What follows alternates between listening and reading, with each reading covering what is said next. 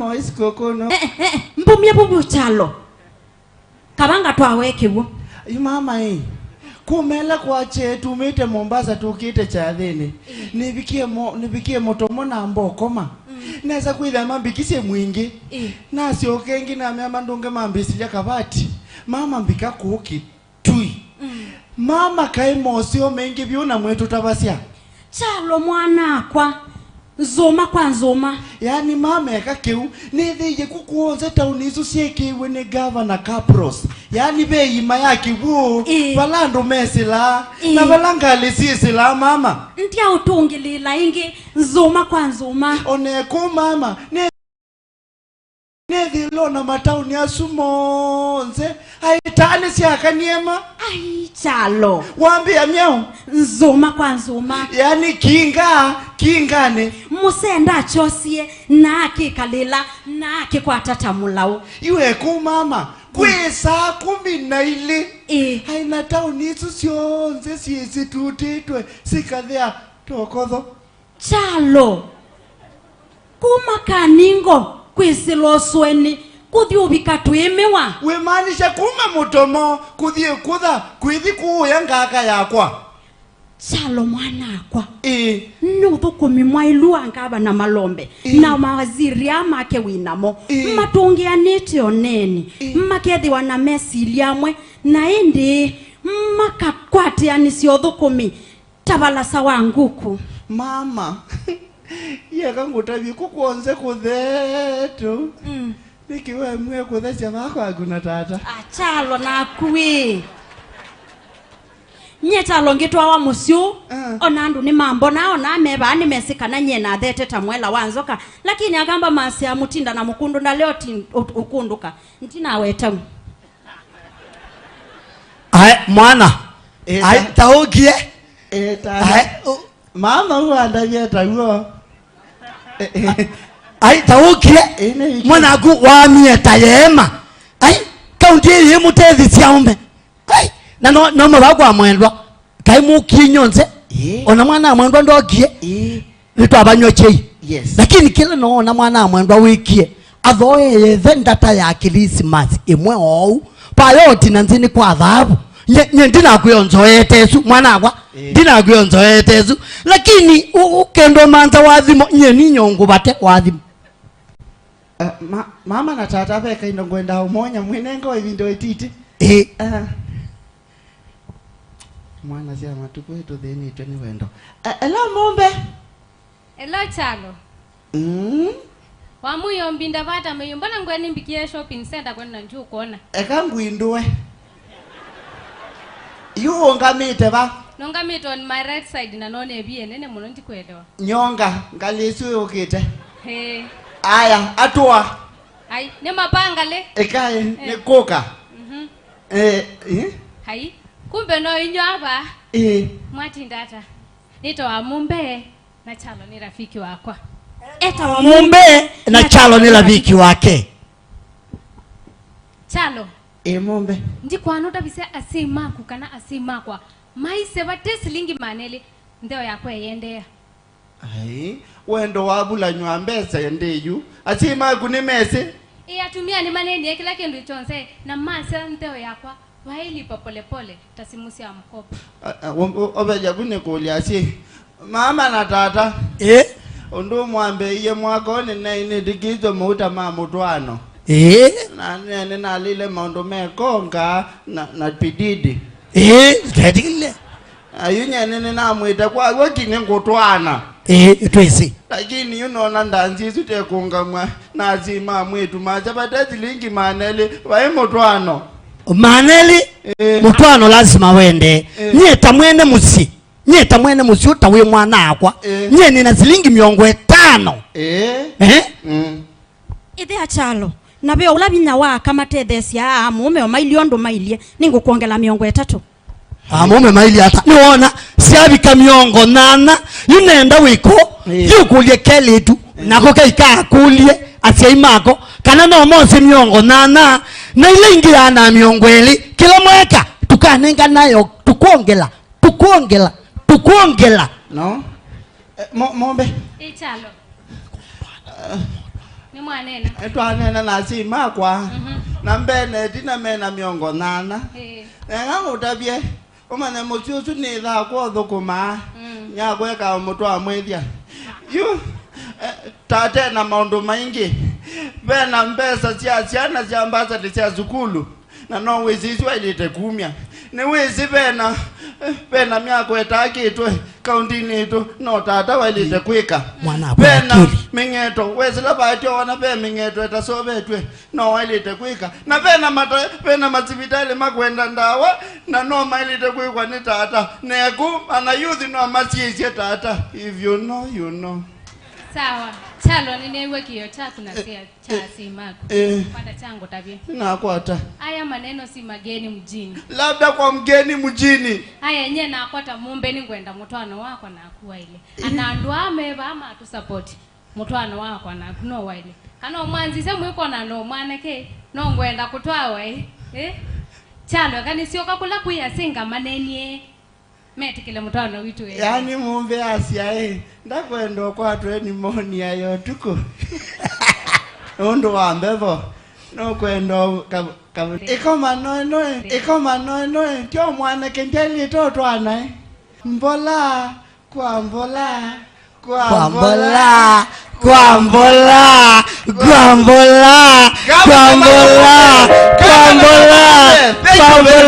we wish you Christmas. We wish you a Merry Christmas. We wish you a Merry Christmas. And Pige makofi timtalo, pige makofi timtalo.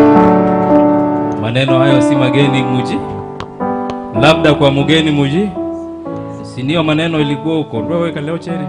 Thank you very much. Finally, Your Excellency, we will have a performance from Kitui at this particular point so that we proceed with the program.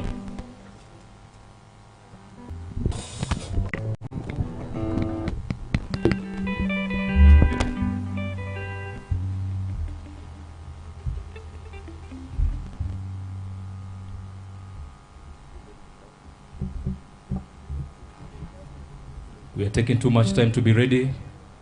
Kitui County Staff Choir. We proceed the program.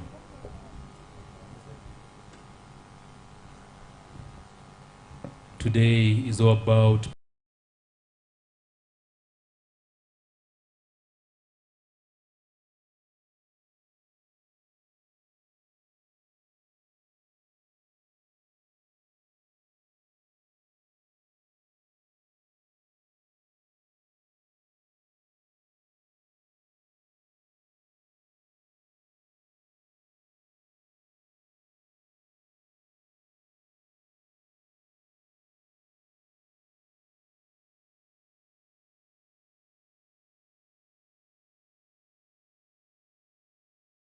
performance.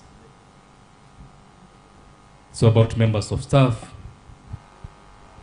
and today they also participate in this particular point of the program so that we proceed.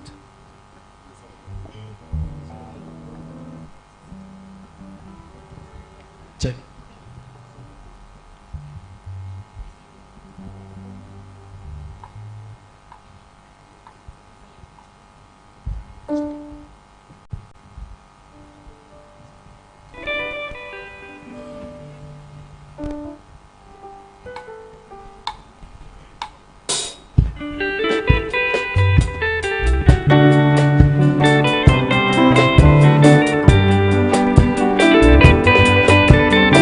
Your Excellency, Kitui County Staff Choir is being assisted by Kitui Youth Band.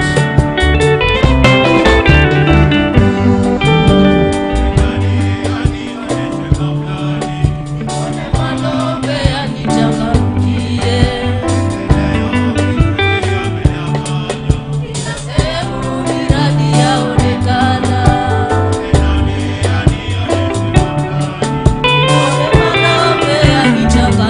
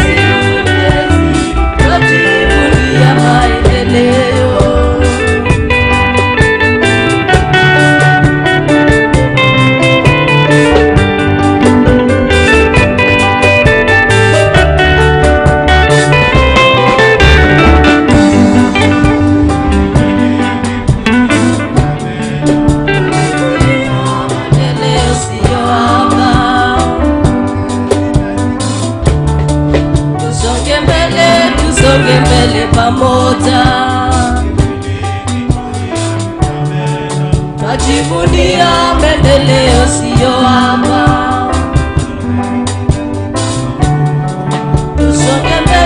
Tusonge mbele pamoja. Si ukati, si usalama, si ukatuzi, najivunia maendeleo. Si ukiri, si usalama, si usalama, si ukatuzi, najivunia maendeleo.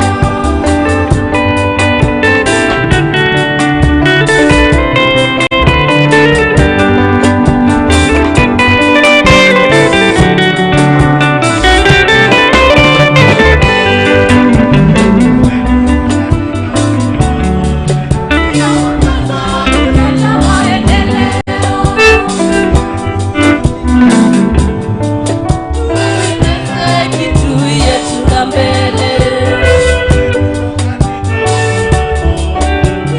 kaza kuleta maendeleo.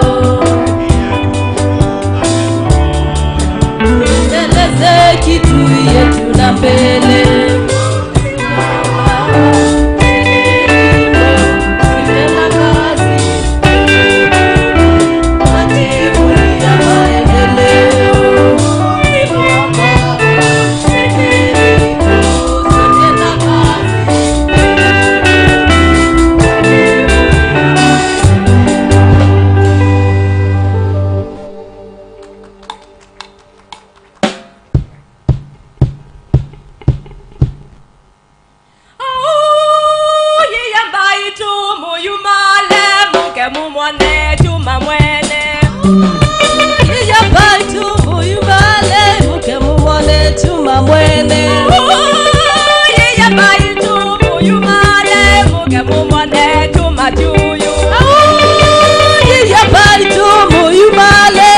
Mumone chuma mwene niwenda bana waito Kitui de waito to ibeneka niwenda bana waito Kitui de waito to ibeneka niwenda bana waito Kitui de waito to ibeneka niwenda bana waito Kitui de waito to ibeneka Kitui baito tunena meneo we awakenga bana waito Kitui baito tunena meneo we awake gavana waitu. Kitui kaunti ni yangu watanye, Kitui kaunti ni yangu watanye, Kitui kaunti mazina ni nene. Kitui kaunti ni yangu watanye, Kitui ni yangu watanye, Kitui kaunti mazina ni nene. Kitui kaunti ni yangu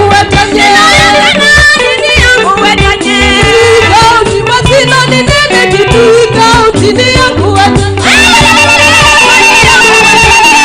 ni yangu watanye, Kitui kaunti mazina ni nene. Kitui kaunti ni yangu watanye.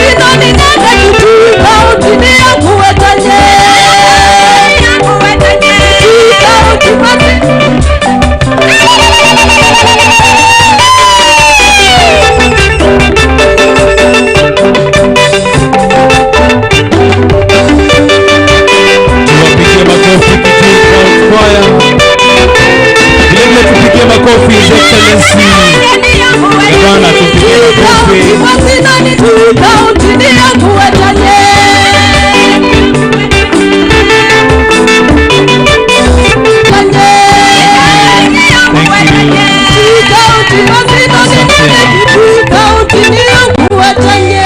Tafadhali tuwapigie makofi. Let's give them a round of applause. Nitaomba sasa mwelekee mketi. Mwalimu wa kwaya, asanteni sana. Thank you very much. Asanteni sana. Hata mimi munipigie makofi na save time twende Christmas. A round of applause for me. Thank you. Your Excellency, we'll proceed with our program whereby we'll get brief remarks. I want to insist brief remarks, and I'll begin with the Chief Officer, Performance Contracting, Disaster and Emergency Services, Madam Francisca Chui. Tumkaribisha na makofi. Tafadhali nikisema makofi hiyo ni ya Chief Officer mwenye amefanya bidii atupangie hafla ya leo. Let's give a serious round of applause. Tumpigie makofi. Thank you.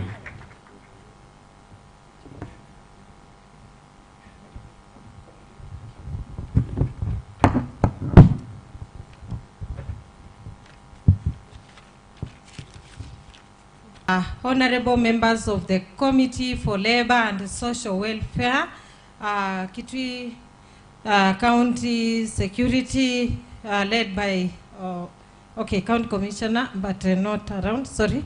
County Executive Committee members, Acting County Secretary, Chairperson Public Service Board and the other board members, County advisors, Chief Officers, Chief of Staff, Deputy County Secretary, Directors and other county staff officers, clergy and members of the fourth estate, ladies and gentlemen, good afternoon.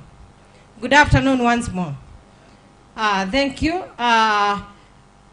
It is an honor to stand before you today as we officially release the County Ministerial Performance Evaluation results for the financial year 2023-2024. This occasion marks a significant step in our collective journey towards fostering accountability, enhancing service delivery, and ensuring optimal utilization of public resources. Performance contracting remains a critical tool in driving efficiency in service delivery and aligning ministerial goals with the strategic vision of the county. Over the last financial year, our ministries worked diligently to meet their targets and deliver on their mandates. Today's report provides an honest and a comprehensive evaluation of those efforts. The successful implementation of performance contracts for the financial year 2023-2024 marks a key achievement in the performance contracting cycle, involving the concerted efforts of various stakeholders across the county ministries. Your Excellency, allow me to extend my heartfelt gratitude to the county leadership led by His Excellency Dr. Julius Malombe, EGH, Governor of Kitui County, and His Excellency Augustine Wambua Kanani, the Deputy Governor. Their unwavering support, along with that of the County Executive Committee members, Chief Officers, Directors, and all county staff, have been valuable in entrenching performance contracting into the public service of Kitui County.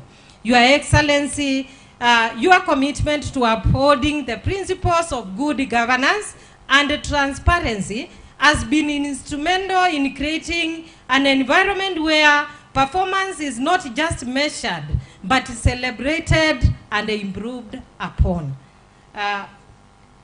As we unveil this report, let us remember that public service is a chance to make a difference in people's lives and improve the world. We should therefore be dedicated to enhance the livelihoods of our people and brighten their future, make their lives brighter. Let us all renew our commitment in serving the people of Kitui County with excellence and integrity. In conclusion, Your Excellency, I wish to thank all the stakeholders who contributed to the entire performance management unit in the national government, who have worked with us since institutionalization of performance contracting. Allow me, Your Excellency, to thank the Ministerial Performance Contracts coordinators and all the county staff, Your efforts are invaluable and driving the performance management agenda forward. Your Excellency, allow me to mention that my department has started analyzing the staff performance appraisal forms for the last financial year. Actually, we completed the analysis and presented the report to the County Performance Management Committee, and the committee decided that they will revisit the report once these results are officially released. Your Excellency, allow me to wish all the participants a safe journey back home. Merry Christmas and prosperous New Year. Thank you. Thank you very much. Let's give a more round of applause. At this time and point, sir, I would like to invite the chairperson caucus of Kitui County Trade.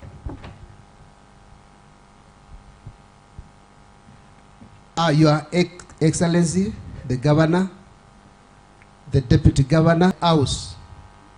Amjambo.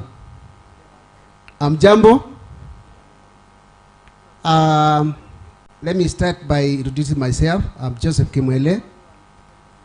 I'm here standing in for the unions. I am elected official by the staff, members of staff from who are from the Union of Kenya Civil Servant. And before I proceed, just briefly, I want to recognize my fellow union members, whether you are from whichever union, because we have around 9 or 10 unions around. Please, I just want to recognize you. Can you stand up, please? Wherever you are. Wherever you are. Thank you. In the interest of time, Your Excellency, I just want to say that we have view representation. Don't just work chundudio. Sindio? You just don't work chundudio. Don't work chundudio.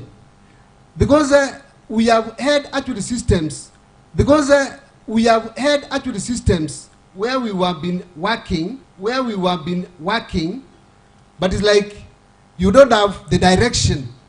But through actually the able leadership that we have been shown by the governor, today everybody is accountable because we have performance. It's accountable because we have performance contracting. And I just want to thank the governor together with the very strong team that he has. The ministers, they are doing a lot for Kitui. And because this event, it is actually meant colorful because of the outcomes, the results that probably we will be celebrating today. What I can say is that those results, they don't just come. They come because of the good planning and good organization that we are witnessing within the system that we are having in this county. And for this case, I just want to say this. It is through that good and sober system that we have been actually witnessing even the issues of timely salary payment. I think somebody can bear with me witness. Actually, since the inception of this government, if we had actually any salary delay, it was not probably because of our own making as a county. I know we have been having some issues, sometimes when we are probably having some delays in some submission of remittance or submission of resources from the national government. But the governor has been actually trying the best so that at least we can get our timely pay. See, that is something that we can be proud of. The other thing that I just want to say is that the workers, when they get their salary on time or in time, you can be very sure they become very motivated, and that salary, actually it is the one which build the economy of the people of Kitui. But when we have been actually having some delays, I don't know when, you see, before you get that salary, most of the times, people, workers, most of the times, they spend that money before even they receive, you see. So, when they are getting that salary, it's like, it is not meant for them. It is getting transferred elsewhere, kwa sababu ya madeni ambayo mtu amekuwa nayo. But we thank actually this system that we have. The other thing that I just want to recognize, it is the issues of promotions. Can I say this? And I just want to hear, even from my fellow workers, since speaking, especially for the issues of common conduct, and I'm saying common establishment. I want to congratulate actually the Public Service Board, and I know they are working actually tirelessly, because I know they are also accountable when they come to the issues of human welfare of the workers of this county. You have been actually doing a lot, because actually the issues of promotion today I can say, and I'm saying this from where I stand as a unionist, because I've been actually interacting with you, I've been interacting with even the human resource, just to understand what is the welfare, general welfare of a human resource around Kitui. But for common conduct establishment, I know we have no problem. And if there's any problem, I also beg to be taught, but after this. So, the other thing, Your Excellency, is that we have just a very small thing. I know it is not affecting Kitui County. It is not affecting Kitui County. This one I'm requesting you, because I know you are a very respected person, even in the COG. Please, this year, there was an announcement of the salary increment that was meant through the national government. And that increment, I thought it was affecting all staff members across the board. But I am very much aware that now that increment is like there was no budget for the counties. And I don't want to say this simply because I know for Kitui there was some something which was increased. Actually, and there was a kind of instrument, arrears for 2 months, which was awarded in our pay slips. Sinzao, it is not unfortunate, because I know it was actually through the arrangement of the governor that we get paid that money, because it was actually to be backdated from July, but we only got for 2 months. But the issue is, other counties, they have not been able to pay for this money. And I know it will also going to affect our county, because we may not be having that budget. Please, it is my prayer through the COG because I know this one, it is not affecting the county as a unit. It is actually affecting all the counties. Please, that increment, it should be considered so that the counties can also have budget for members of staff, so that if there is any increment from the national government, it is also affecting the workers who are in the counties. Because I want to believe we are not lesser civil servants in any way. Actually, we are also serving in the national, and there are those who are also serving in the counties, and we are equally qualified. So please, that is my plea. As you are, the other thing, there is also another discrimination that we have seen, and it is also not affecting county. It is not actually being meant. That discrimination has not been meant by the county, but it is SRC, and also through the COG. Please, you are excellent, the governor.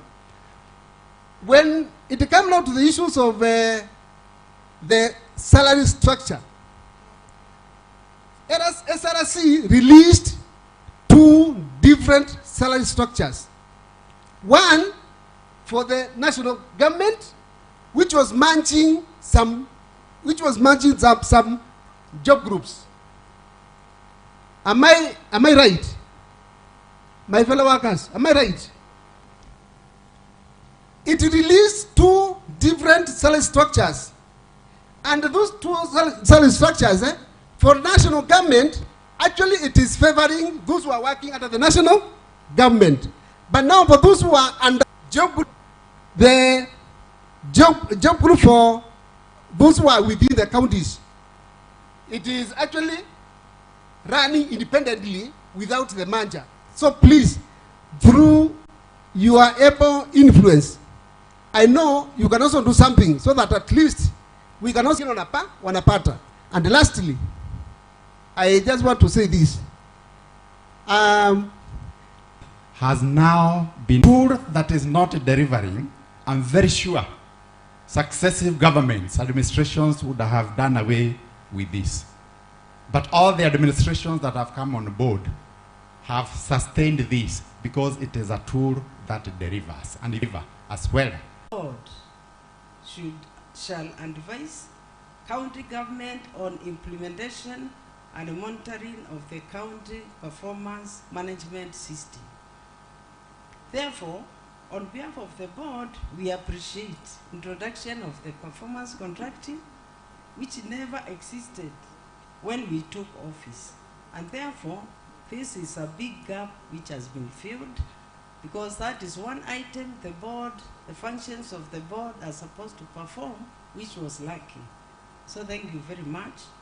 When we look at the background of performance contracting, you see that since 1993 to 1998, the implementation of the civil service reform programs started at that time. The program was focused on downsizing or reducing the number of staff so that service delivery could be improved. Then there was another second phase on the civil service reform program, which went up to 2002, which also the government owned enterprise being transferred or to the private individuals so as to improve service delivery. In the third phase, which ended in 2008, a comprehensive public sector reform program was implemented to enhance productivity of the sector. And then where we are today is the fourth phase that started in 2008 to date and is guided by Vision 2030 and the 2010 Constitution of Kenya, and has seen emphasis placed on formation of the public sector for the people-centered service delivery. So all this has been done to improve for efficiency and effectiveness in service delivery. But what is very important is the service delivery, who is to deliver, and the performance, And one of the issues I want to talk about is the culture. The culture and attitude of the workforce is very important. A workforce which is not disciplined will not be able to achieve the results which are going to be announced today. So discipline, the culture, change of culture, culture of hard work, culture of working and being paid for what you work for is also godly, because even the Bible tells us that if you don't work, you are not supposed to eat. So that culture needs to be instilled in the public service and in the county, and I think we are already there, because performance contract, we set targets and we ensure that we achieve the targets we set, and at least that one will be able to make us accountable, because you are accountable for the pay you receive every month. On the side of the board, I would like to report that the board, as one of the greatest achievements we have realized as a board, is that His Excellency the Governor initiated the construction of the Public Service Board offices, and they have progressed very well. We are about to shift any time, maybe from March, so we will welcome you as we launch that project. So that's a great milestone from his governor, the governor, Dr. Julius Malombe, because when we compare with other counties, there are very few counties who have constructed offices for the board, because we have rented the offices for the board, and the environment is not conducive to work. So that is a milestone. Thank you very much. The board has also, on behalf of the county government, because we work our functions, we perform our functions under the county government. We have promoted 635 members of staff, and thank you very much. The chair also mentioned that. We have also redesignated 53 members of staff, among other achievements which will be mentioned here by executive, because we don't work in isolation. We have done that. We have also undertook casual verification and found that we have 1,663 casuals throughout the county, whereby we are going to now look at how we can engage them so that we can also treat them equally, because when we went out, we found that some casuals are paid differently, and also they were not under the umbrella of the County Public Service Board. So we are putting them together, coming up with a policy or a strategy to know how we are going to treat all the casuals, and we are going to pay them equally so that we treat them equally for the job offered. We have those on permanent and pensionable are 5,565. But most of the staff, some of them have transferred, and they keep on transferring. Others retire. So by next year, we'll be able to sit down with the executive and find out what to do. So having said that, I think what is important for me to talk about is the workforce. The workforce, for us to achieve the results we are going to get today, the workforce is very important. A workforce, as I said earlier, who are disciplined, workforce who respect authority, because you find the county governments are still struggling with the structures, to come up with structures to take the staff through, train them on how they are supposed to do their duties, how they are supposed to behave. So we are going to come up with a program so that we can take the staff through, so that you know, knowledge is power, so that as people go through their work or their duties, they'll be able to know where the limits are. The other thing which is very important is the resources. The resources we have, we are supposed to ensure as leaders, we lead with integrity, We ensure that the resources we use them because they are rare. We use our resources well. And also we avoid what we call conflict of interest. For our staff, it's very important to respect authority, and it is also godly. Respect the person put in charge of you. Because you find that if that doesn't happen, it will be very hard and very difficult to control staff. It will also not be easy to achieve the results, you know, the targets you set for. So respect authority, respect the person put in charge of what you are supposed to do. And when you work with passion, because you look for the job.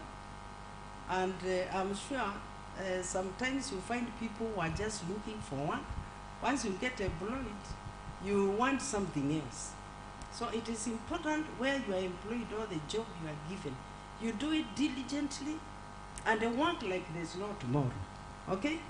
You work like there's no tomorrow. You achieve the results for that day like there's no tomorrow. And that way, I'm sure we'll make use of all the staff, because we need all of you. Those who are subordinate, those who are cleaning, those who support, those who also are in charge, we need all of you. We are just a body. When it's an organization, it's a body. It's a body, and the body requires everyone. Your only body, you cannot say you don't need the hand. Hata ikikatwa uko sana. Si ndio? So all the staff, members of staff are equal, should be given equal treatment, and they are very important to us. So we do that. At least we ensure that the people we are working, all the leaders, take care of the staff, make sure that the working environment is conducive to work. The staff have got at least a place to sit, an office, and the tools to work with. So the staff also, in return, you ensure that you are answerable and you do the work you're supposed to do. With those few remarks, I beg to stop there and I wish you a Merry Christmas and a Happy New Year. Thank you. Thank you. A round of applause to our chairperson, Public Service Board. Thank you, Madam. Now we'll proceed to the County Assembly, sir, where we'll hear from the Chair, Labor and Social Welfare Committee, Honorable Joseph Kasungi, who will give his remarks and also recognize House leadership. Tumkaribisha na makofi mheshimiwa. Tumuongezee makofi tu kidogo. Asante.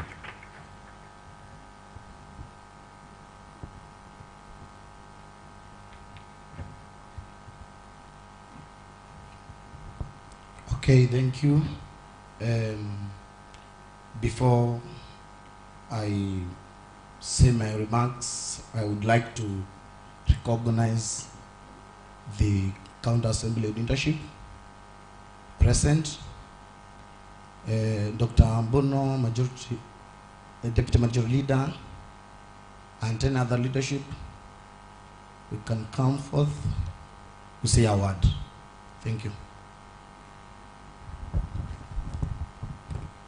Thank you, sir. I wish to request my counterpart, Mheshimiwa Jeremiah, to say something. Thank you. Your Excellency and the Deputy Governor and all the other protocols observed, the chairperson has just requested me to say a word. As I represent the House leadership, as the Deputy leader in the minority party, I need to say thank you very much. And I want to just focus, because my experience before I joined politics was in the banking sector, and we used to do performance contracting. Performance contracting yields high production in terms of utilization of human resource. What exactly I've seen within 1 year with this mechanism is really yielding a lot of results to our county. And I want to encourage you, together with the executive and any staff which is put under performance contracting, not to see this tool as a tool of punishment, as a tool of malicious practice, but the end result is to make sure that there is production in terms of delivery of services in our entire county. Finally, I have seen our staff cutting across from the ward levels who are here, and they are here to see where the ministry is going to be placed. I want to encourage them. If you become position number last, don't get discouraged. Ensure that every day is a working day, and every day is a day to give results, so that that competitiveness, emotion, is what we require for us to deliver to the people of this Kitui County. Thank you very much. Asante sana. Naomba niwasalimie katika jina la Yesu mchana ya leo. Amjambo. Wega ni mugethyu akamba mtu waneza. Isiitwa ni ndagitari Erastus Musyoka wa Mbuno. Ni munini wa ala ingi mbungeni ya Kitui. Kwa wale wanjesikia, naitwa Daktari Mbuno. Mimi ni deputy leader of majority party. Nilikuwa naomba dakika moja ama mbili niongee kitu. Ya kwanza, nadhani our chief officer Chui wakati alikuwa anaita introduction, kuna mahali nadhani ni kama alikuwa na oversight ama kitu kama hicho. Kuna pia ndo maana mono security wako hapa, watu wa security wanahakikisha usalama iko. Sijui kwa nini hapo sema akina Sami na Mbuno ni watu wa security, ama ni kwa sababu wamevaa hiyo kitu ya yellow. Asanti. Mimi nilikuwa nasema the success that we are witnessing today in terms of which ministry is performing better or the best today is a shared glory, shared responsibility. It's a glory shared between the county executive and the county government. Why am I saying all that? Everything which is done by the county government of Kitui is approved by the county assembly. So today, if we are performing better, no, it is because of the county executive and the county assembly of Kitui. Hiyo ndio nilikuwa nataka niseme. Kwa hivyo kama ni minister yako imekuwa sawa, njua hata members wako wa hiyo committee wao wako wapi? Ako hapa. Kwa hivyo hiyo ndio nilikuwa nataka niseme. Jingine nilikuwa niseme ni, ama ningetaka niseme ni, nimesikia workers wakisema hapa mshahara, nikawahurumia. Nimewahurumia kwa sababu hawangesema hiyo mshahara hii mwaka na kutoka 2022 imekatwa mshahara pesa ngapi, because of housing levy, shisha show, nyumba ambayo wewe hautaikalia. Yesu ndatayo tanadi kama no. Sasa nilikuwa nataka niwapatie matumaini kwamba tusaidiane nyinyi kama workers. Tukifanya hii performance contracting, nenda pia uangalie ni pesa ngapi imetoka kwa hiyo mshahara, NHIF, hiyo SHA whatever. Hiyo ya PSUN imetolewa ngapi? Na ninasikia NSSF wanataka kuongezea. Umesikia hiyo? Wewe kwatyo wewe ingilile miongo ela mwanda tukune Kalonzo wa Musyoka kura. Yesu ndata yowe. Kwa sababu kitu ya kwanza tutafanya ni kutoa hiyo. La mwisho, kuna kitu kiliongewa juzi. Your Excellency sir. Tumekuwa pale mbungeni wale marafiki na watu ambao wako na mafikira timamu, tukisimama na wewe na serikali yako. Wacha nikwambie kitu. Just go and look at Robert Greene's 48 laws of power. Law number 22. That is what the distractors are applying today. They are emanating to show that they have surrendered, but they have not actually surrendered. I will give you a solution. The same Robert Greene, law number 15. Just apply that. And we will conquer. To the minister, embattled minister, please, your law is number 26. Go and apply that. We must conquer our enemy thoroughly. You are the one that I have referred to, His Excellency to refer to, is conquer your enemy mercilessly. Because that is actually your enemy. And if you don't do that, they are using hibernation tactics. They are regrouping somewhere and they are planning very difficult things against your government. Wale maaskari ambao tumetumwa na Kalonzo tukuje tukusaidia kazi, wakiwemo hao wako hapa na wale wengine, sisi tutasimama na wewe, lakini angalia hiyo kitu ndio tu utuambie right, uone na kazi tuifanye vizuri. Au mengendo mutabia ukembwatia heshimi wala manonga mienenyu ona misala with that na ndiziti zomyo na mwaka wiba ningi minister wambeza umwe imani chara na unendo mukulia mwenuka kwenu tafadhali siuthi usisie MCA ula waku ula okito sumbwa ngavana ethe katika agenda yake yeye kuka kusumbwa ngavana Kitui county akutabie na ethe nde iliu mwe manano mukanake mwe manano mukanake nundu kulatu ne hii tuichoka yezo na raiwe kulatu ne hii yezo na kuikara kuichoka no kuchoka kweli. Paul, Your Excellency, but we must tell our enemy face to face because we know them. They are just less than 7. Hao wengine ni kidogo kidogo tu. They are just less than 7. So with my final remarks, ministers and CEOs, tuko tayari kuwasaidia kufanyia watu wa Kitui kazi. Kuna wenye walisema ati sisi wenye tunasimama na serikali ya Dr. Malombe ati tumeongwa. Oh my foot. Ndakitale muhimu ongero na mama. Hao watu wanasema hivi kwa sababu wao walikuwa wanafikiria tutaendelea kuangalia tuwaachie hii serikali waharibu. Na tulipowaambia ngo, sasa wameanza kuleta vitu zingine ambazo hawana thibitisho kuhusu. Wanasema hii serikali ati watu kuna watu ati wanachukua pesa hii ya on source revenue. Kama uko na hiyo ukweli, nenda kwa DCI, nenda ukaripoti hapo. Nenda kwa EACC useme fulani ameiba, lakini usiharibie watu majina. The purported impeachment which collapsed, actually we killed that baby. It was just but a stillbirth. Unfortunately nilikuwa hapa kama daktari, so we recorded dead on arrival.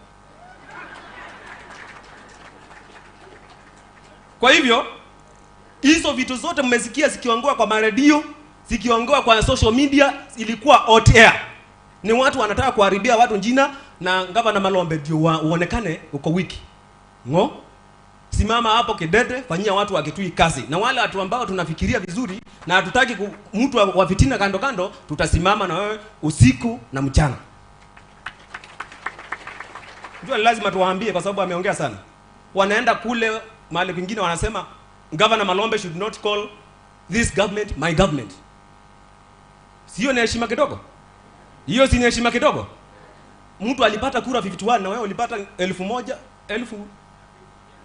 198,000. Hata mimi nilimwacha ndio nilikuwa na hata kwangu.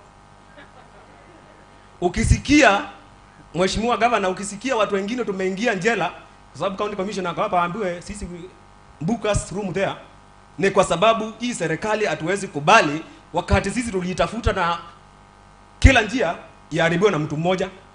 Inyo mungu andaye igari ya nangoni mundu mwe ya nangoni mundu mwe nitubira nage na ikile tie kithuku biu ni kuma His Excellency Stephen Kalonzo Musyoka moko na mwitu wa mutombe ndaka koma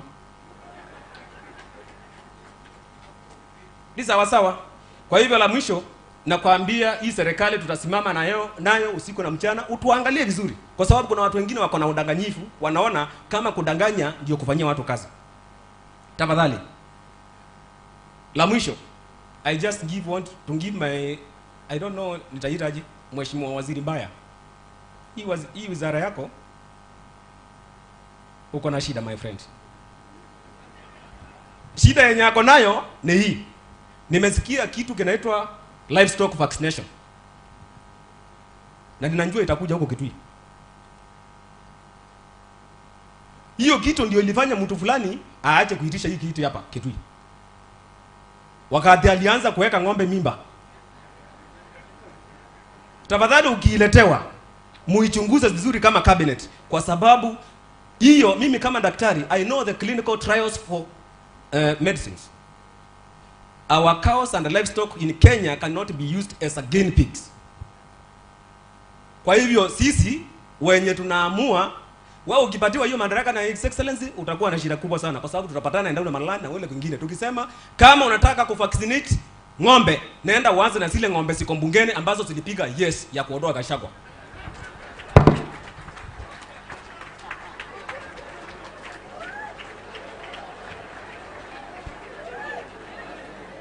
Okay.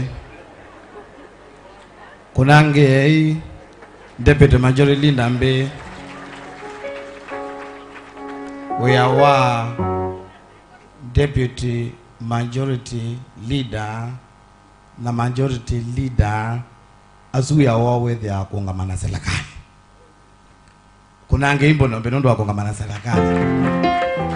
Usuwa kinyeta line yake. Piu. We are olonge nene Jeremiah Nzou wanambunge nemeta alternative government. Azumeka kutosa kwa kutukosoa ta serikali, lakini nomele kutukosoana with decorum. Kanatigo mwengu nange mbinu ndo musomethi. Na ake kasungi uwe bambe nye nokie na independent party, lakini ne independent wiper nye ni eka na kula mathi yu menge bakula kwembo no mungitya ku kwa unenda watale namba baya no mbithiana ku wengi wathi ni thi ai weto ya wiper kwa kula wiper yeke abinya nyewe mbithiaku matua monza ngumeamba imbai kuthikola kwemba inge ngunange mbi ndo akwekala kweka ndo no kienilio na nikalango oye ibinda yako za kwa Kalonzo Your Excellency ngoka na chama cha Wiper nikana nithi ya kula kuyambo no nalange neka kwekala mbwabwa nite ende mondo ni amonze manendete katiwa mbaito ngama no ngaiwezi atonaise no ngaiwezi nondo nyene na ilio ndo wakwa kwao kaneka nenesu nondo asuna nene makwa. Let me not be political, let be political and go straight to my remarks. Your Excellency the Governor Dr. Julius Malombe, Your Excellency Deputy Governor Mr. Augustus Kanani, invited guests, all protocols observed, ladies and gentlemen, good afternoon. I take this opportunity to thank you for convention today here. I can see you are happy and even the rains have come back. Again,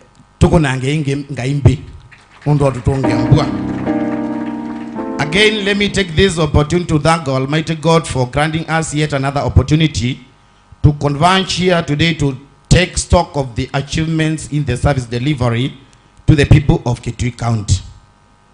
As the chairperson Committee on Labor and Social Welfare, which oversees the County Department on Performance Contracting and Disaster and Emergency Services, Your Excellency, allow me to introduce members of the committee who are not around when we were introducing ourselves.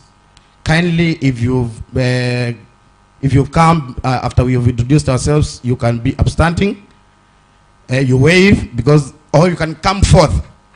You say your name, the ward you come from, then you sit down as I continue with my remarks. Welcome. Thank you, Chair. Through Your Excellency, Sir Governor, Deputy Governor, and all other protocols observed, Masito Makoneta wa Cornelius Kiteme wa Mudhami, MCA Musakwe, Ward ya Moi, na member wa Committee ya Labor and Social Welfare, na muungamii na mutethesi ya musubi wa Governor Malombe. Asante. Thank you. Tuwazetu wedu wanagu. Edu wa independent isu yakwa. Tuweka undo mwanake. Asante mheshimiwa. Your Excellency, let me take this early opportunity to appreciate the outstanding strides made by the department in the implementation of the performance contracting process within the county. the people of Kitui County have realized momentous efforts in delivering efficient and effective services to everyone. This has been made possible through the entrenchment of performance contracting within the county public service. Ladies and gentlemen, performance contracting complements Article 10 of our Constitution, which talks about national values and principles of governance, and reinforces sufficient, effective, and economic use of resources. It demonstrates transparency, accountability, and equity as a tool which has been noted just behind me, in service provision and as well as promoting inclusivity and diversity. Performance contracting provides evidence-based management, and therefore, as a chair for labor and social welfare, I greatly appreciate His Excellency the Governor, Kitui County, for his dedication in serving the people of Kitui County. Allow me to sincerely thank His Excellency the Governor, Kitui County, Dr. Julius Malombe, EGH, for his candid decision and passion in delivering service to the people of Kitui County and his commitment towards improving their livelihoods. The Committee on Labor and Social Welfare is actively collaborating with the department to address any challenges and ensure that targets are not just met, but also consistently exceeded in the future for the prudent service delivery.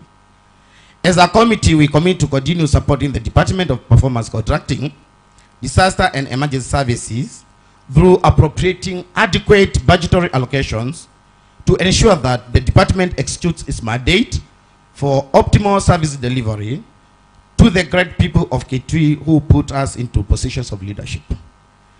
Allow me to congratulate in advance those ministries that will be announced as top performers during today's occasion, as well as challenge those that shall not have done well, as there is always a room for improvement. I request that we continue working together for the benefit of the great people of Kitui. Finally, Your Excellency, I want you to allow me to say a word, just within the department, but away from the performance contracts. Your Excellency, nenda kwasio nikana atongoi na thukumima Kitui County alameba bamanye committee ino yetwa ya labor na social welfare isia welfare ya thukumima Kitui County on the Alamanda County Public Service Board, na committee ye no eka oversight department isi ya performance contracting in emergency services. Na there are katika department there are areas itatu. There are performance contracting, there are emergency services, na there are disaster management. Kwa ni itatu within one department. Your Excellency, ila tunaye na sectoral consideration tunena tourism bamwe na chief officer wa this department. Nitunonie ebindela kwethwa kwena disasters ebinde ya mbua ni kwethwa kwena to challenges kidogo na twasiza twethe abembeza sitwa emergency fund na twamukulia bailia ata mubango ni wa emergency fund na twelesia atria ni mende kusolve regulations na so far si katika cabinet level. Your Excellency, ni katika cabinet level with your ministers and chief officers. You are the chairman in that department. To see regulations isu si approve ni cabinet twetewe counter assembly to approve mbese isu ikanaweza kwethe andu maitu no matumie emergency funds na sabena regulations no ndo meya besa si tumewa bate police kauni kamwe ngwenda anu ndo department isu kasiswe ka kele. Your Excellency, na si andu make twini mane wite mwaki na kwatite balaba kuta mosquito ibina yuko na mwaki usu isu ne emergency mwena tukwati ila engine eto fire engine idatu the anayo domicile katika municipality na ibinda yuko ena mwaki yai katika iende kwa service na the abutu na ka vacuum where they are to na ila is standby ila tuweka county fiscal strategy paper katika committee level ni tuweke tembeza siya kudhoa a standby fire engine lakini US kali no do ceilings ila si hapo katika ministry and departments ndia major through neto kolia through mobisi alame the na committee ya finance kale kwela waziri musi say the kwa ceiling mwana osiasiwe kana si accommodate budgets mwana the year very important tesu ya fire engine nikana ile tuna fire engine standby ile ngedhani ya service kwethe sine kuthukuma nene na capacity tachea wa labor na nenda kutabia ndo ama okie na thukumi committee yo ino niyo oversight ya County Public Service Board ila chair ni Dr. Florence Makindi mande munga mangungu tambwe Your Excellency edhabe we amumu sit down ni kwenda serikali wenga liko ya county assembly nundu ithia ningwenda otuma ndu na chair no mbakane zizie wea na during oversight andu no monitor muto okwate anea lakini muthukumite onesa chair County Public Service Board no thukumite nesa oundu ula munene wa union chair wa wetaba we have witnessed promotions ila tuokie no liga na katika kanza senda tuonengane ila kanza senda hospitali nito aneni evu ndo watumite DG na twasia matakitali ni masiso ma promotewe na ni ma promotewe kwa huko nange cha wa Public Service Board mbi ndo nimekie nesa na nasio timo memo kama ile kuna promotion doctors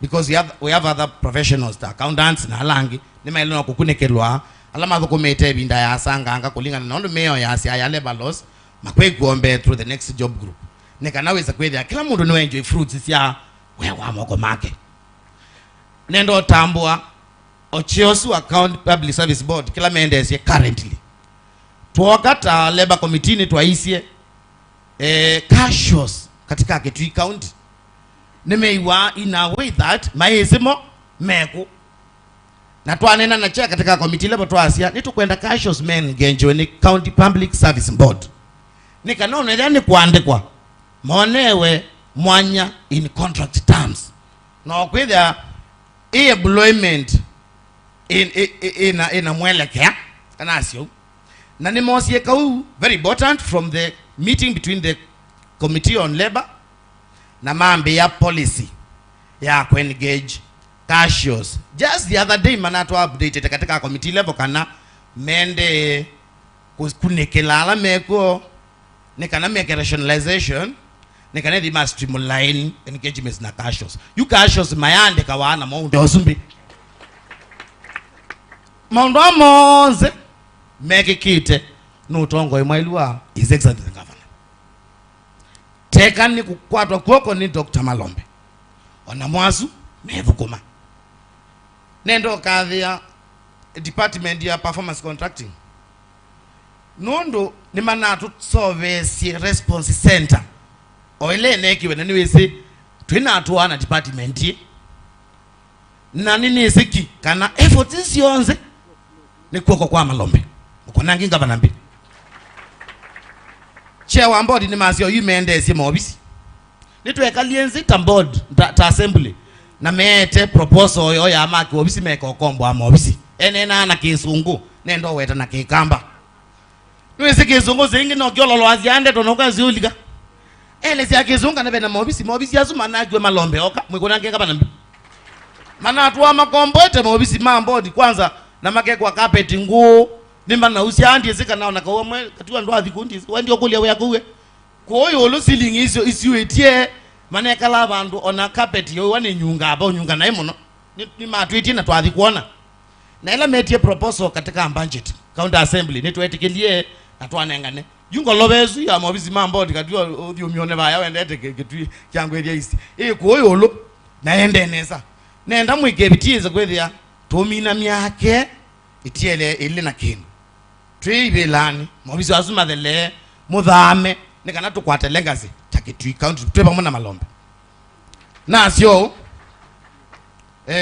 nuisi mbunge na executive alama asobise meyo yothukumi yo mbunge newe iwe isiai no executive yewe implement yae na kaini mutapekeni nye nasa kuwe mbungeni anonginya nithie nimwe nguthukuma wea wakwa ndikanange ngalikwelengi na ye executive tuthukuma nitu tukatwa moyo na twikathukie ngalikwenengi na twasovya relationship nzeo yothukuma tuyona ni weakness ile siende kuoneka Kitui County tuyona ni weakness hizo lakini utu akakwivua kwikathia na kukona kithui ongaliko sionze si divide ni tu makwa nai na tukozi atongo imaseo nundu wa mwelekeo muthuku nene na agusuoke manyike tondo no ni rate kana ngugejwa ata ni muthuku para mo amwise ndoke wakazungi akozia nzia endanga uno biko balo nzia wa kwa thio lanzio nyendi bwa bwana ko nenda kwa sio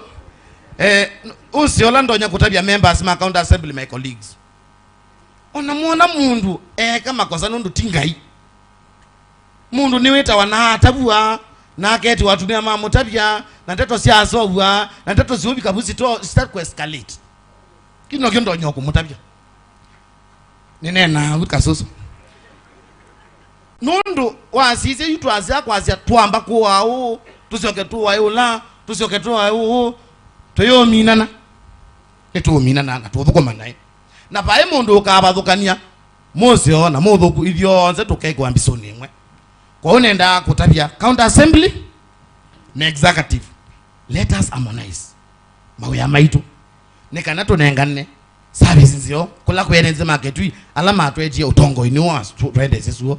Thank you so much, Your Excellency. Nanendo muish. Merry Christmas and Happy New Year, and let your resolution be changed. Let your resolutions 2025 be changed. Unity of purpose. Na nyene ready nye kuko mama Malombe ome. No ndo tene. Nye na akonwe kura hii ninga kuko mama Malombe kwa yake Kitui County. Yunyene o naze ndithu ku mama Malombe. Na mando mako imame na minanda, ando mako imakwenda mingeto, ando mako imakwenda malelu. Your Excellency onokeza kwitha beba nunina yetu batabuata beba sio. Abaita atathu andete nesu. Nye ndima thina. Na lange magwata makosie. We mutumia, we mundu mui, we na wisdom yonze langa yukunengete. Mete. Mekalenzi. Makanie matunge.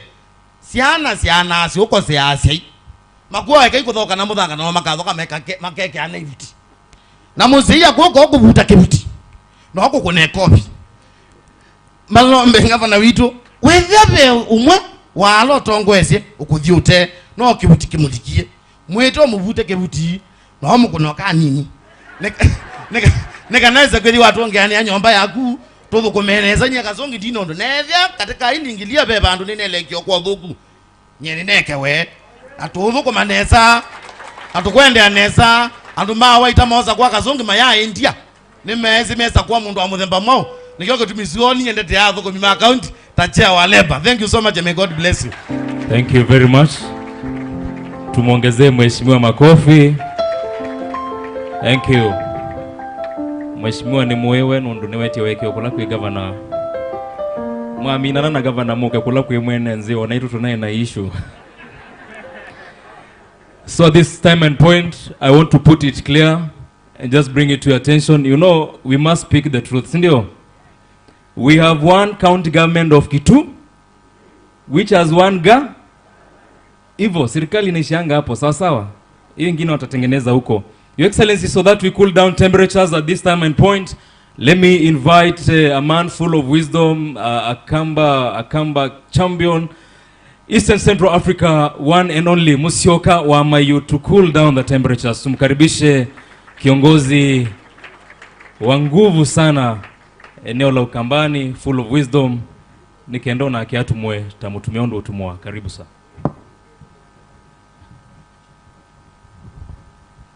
Asante sana mtaiki gavana wa Kitui Mheshimiwa Julius Daktari Malombe, Mutaik, naibu wa gavana, Mheshimiwa Augustine Kanani, itifaki zote sikiheshimiwa, avo kumima account na lange mokie kuyeloela.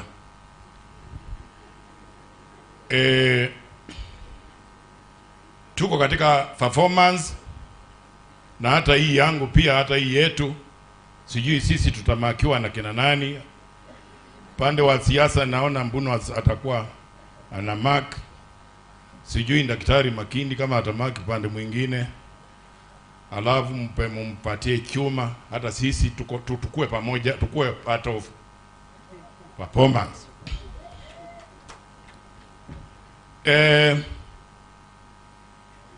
Mundu mwema akwata niye nongi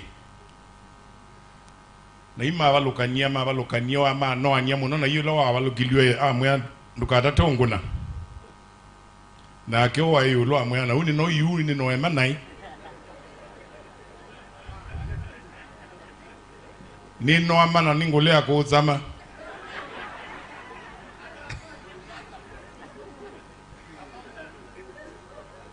Kazungi we museo nenye ndiko uzama waika neza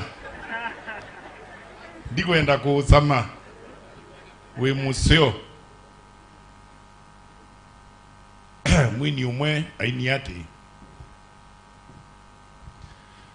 vala yutwa vikava yimundu andaka ainuthe lwakitho ya valana twikomani avau vayuthe lwae ayavalana Trombi wondumwe na kuninze kotie tuni Malombe vawe nebo tui vau Olo na nyuvedwe ese au kodhua na viasio keo kwa muzi akombo enduka Babe Malombe baba yimbeza makau na tunga wodhu kumiandu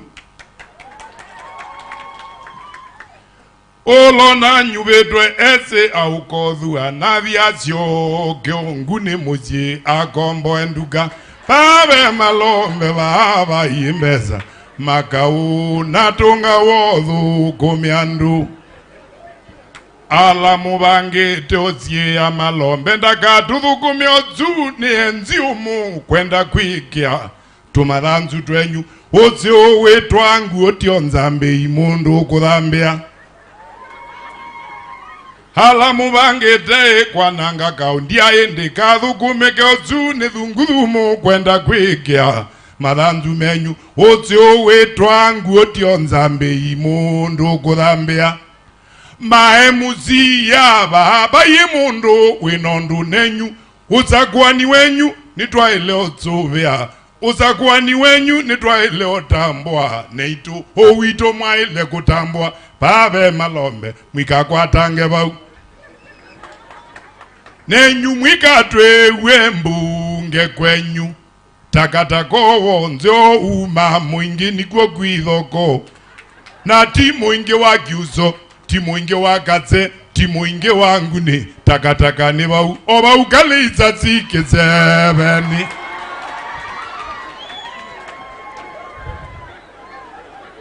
Takataka wonzio uma mwingi nikuwa kuithoko Na timu inge wa mui Timu inge wa no Timu inge wa ngune Takataka ni bau Oba ukale izazike zebeni Olo nasa kwetwe ese no kodhua Na viachio kio kuya muzi akombo enduka Babe Malombe baba yimbeza Makawa natunga wadhu kumiandu Eka ikwe kianzele twibazavyo Mweke imiake dhenge ange Oba ingite tienyu kioma kia Malombe Adhingithie kiamba keu Mutomokanzi kwa vitile mwitika Havimbiri kuyaka ningo Kwita muthungwe Kimanga okiusoe kia onirira Eka ikwe kianzele twibazavyo Mweke imiake dhenge ange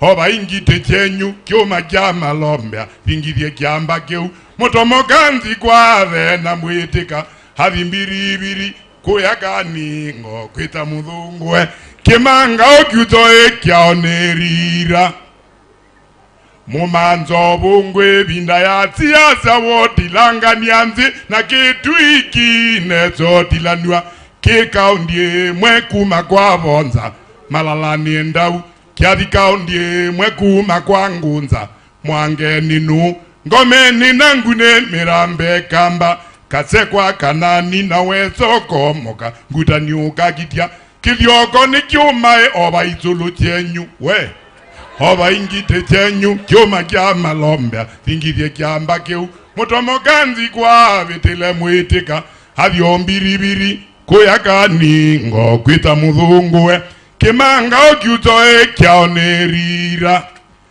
hala mwina tiana mwitwa jakomeba wa vino kwaliukana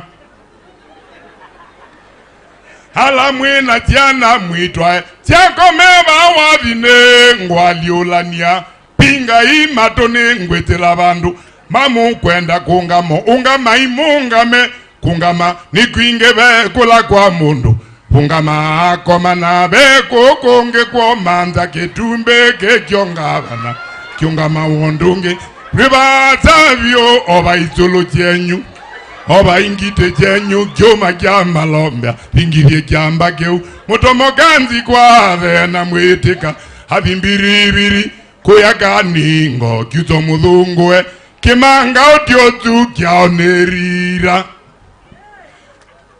pala mwatu vikayuba ye mundu andaka ainuthelwa kithu yavalana twikomani abau payuthelwa ayavalana tombi wondumwe na kunenze kotietuni Malombe bauwe nibo twi bau olo naza kuiwe eti aukothua na biatio kiongune musi agombo enduka pawe Malombe baba yimbeza makahuna tunga wothukumiandu maemusi ya nywe baye mundu winondu nenyu utsakwani wenyu nitutambwa nenyu uwito mwaile kutambwa pawe Malombe baikakwatangwe nenyu mwikatu iwe mbunge kwenyu takatako wonzyo uma muinge nikwa kwithoko na ti muinge wa kiuso ti muinge wa katse ukwati ngutani takataka ni bau oba ukalisa sikeseveni takataka wonzyo uma muinge nikwa kwithoko na ti muinge wa mui ti muinge wa no ukwati nguni takataka ni bau oba ukalisa sikeseveni.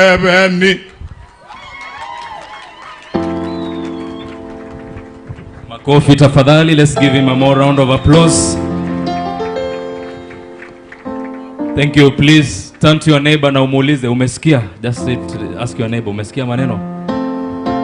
Thank you, Your Excellency. I want to send regards of DCC Dorcas Rono. She was here, but owing to time she left, but she was here to represent the county commissioner. It is only fair that I mention. But we still have members of national government who are here, led by Mr. Peter Karanja. Kama mko upande tafadhali msimame tu, you wave to His Excellency the Governor, ndio ajue the county commissioner is well represented. Tafadhali. Thank you very much. Thank you very much, sir. Now at this time and point to proceed with the program, na naomba kwa heshima kubwa niweze kumkaribisha His Excellency Augustine Wambua Kanani, Deputy Governor of Kitui County. The Governor tumkaribisha na makofi. Makofi. His ministry is hosting us today. Tumuongezee makofi tafadhali. Welcome, sir.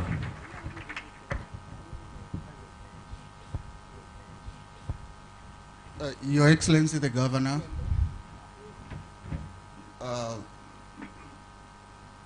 the Chair of the Sector Committee, the Chair of the Sector Committee on Labor and Social Welfare, together with your members, the CCMs of the County Government of Kitui, chief officers, the deputy, the acting county secretary and the deputy county secretary, our advisors, the chair of the County Public Service Board of Kitui, together with their team, and the great county government of Kitui family, together with the fourth estate. Good afternoon. Your Excellency, today marks another milestone as we announce the results of the performance for the financial year 2023-2024. Last year in December, around the same time, we were announcing results for the fourth quarter of the financial year 2022-2023. But this time, we are doing a long haul for the full financial year. I wish to commend you for the guidance that you have given us as a department, as a ministry.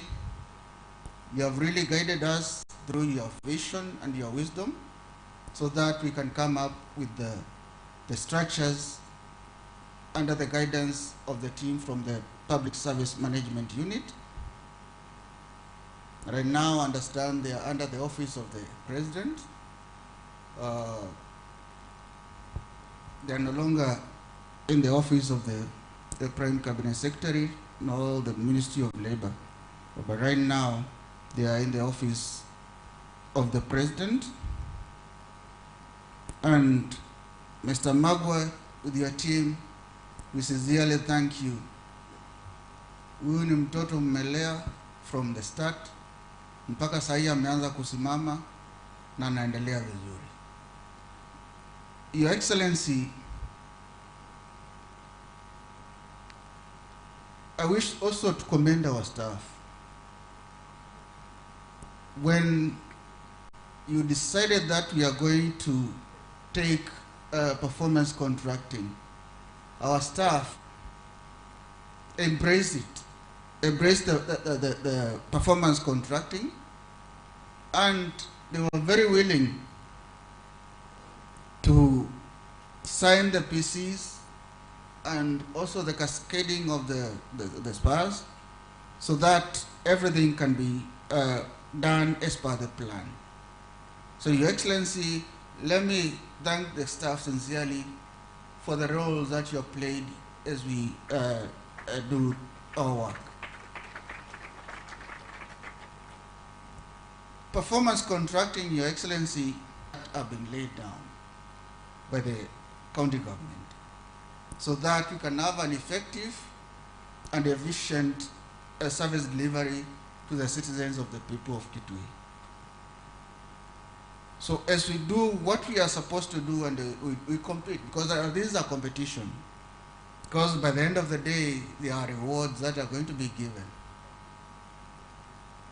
And I hope last year, the number 1, 2, and 3, you got your rewards. Did you? Mulipata?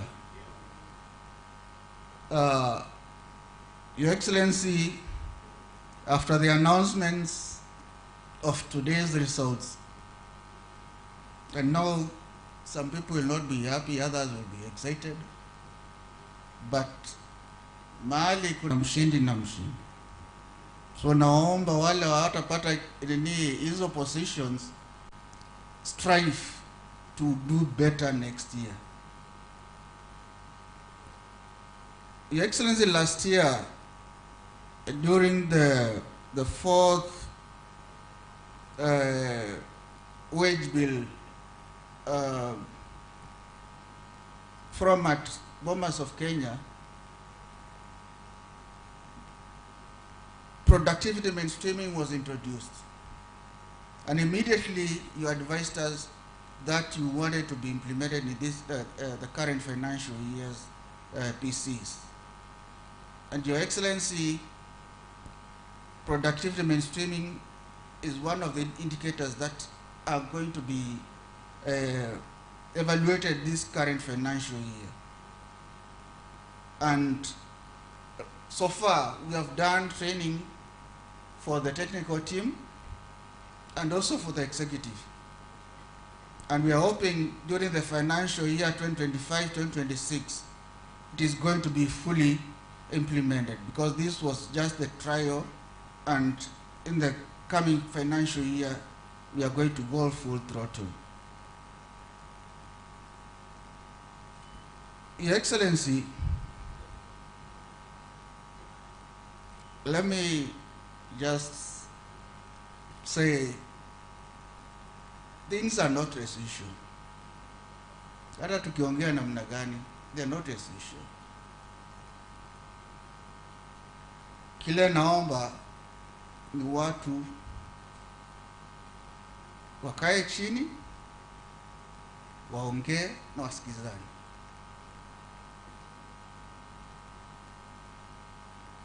Our colleagues in the county assembly took a thing and years 2027 to Evika. We need to turn down Nikienda to the Kitui. By the end of the day, whether you like it or not, if we have the wrangles between the assembly and the executive, we are going to affect our service delivery to the people of Kitui. So let's sit down and forge the way forward.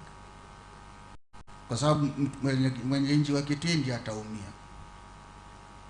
Your Excellency, I decided not to read my notes that I've been given. No, mwezi mwena mwezende wambiso ya adala. Chogo ko ke nebikebao na. Ladies and gentlemen, though the department lies in my office, but mwenye nyumba ni gavana wetu. So kwa hivyo naomba kwa heshima tusisimame sisi zote na tukaribishe gavana wetu aongee na sisi, and as he comes, I wish to wish you a Merry Christmas and a prosperous New Year. Karibu, Your Excellency, to make your remarks and talk to your people. Thank you, Your Excellency.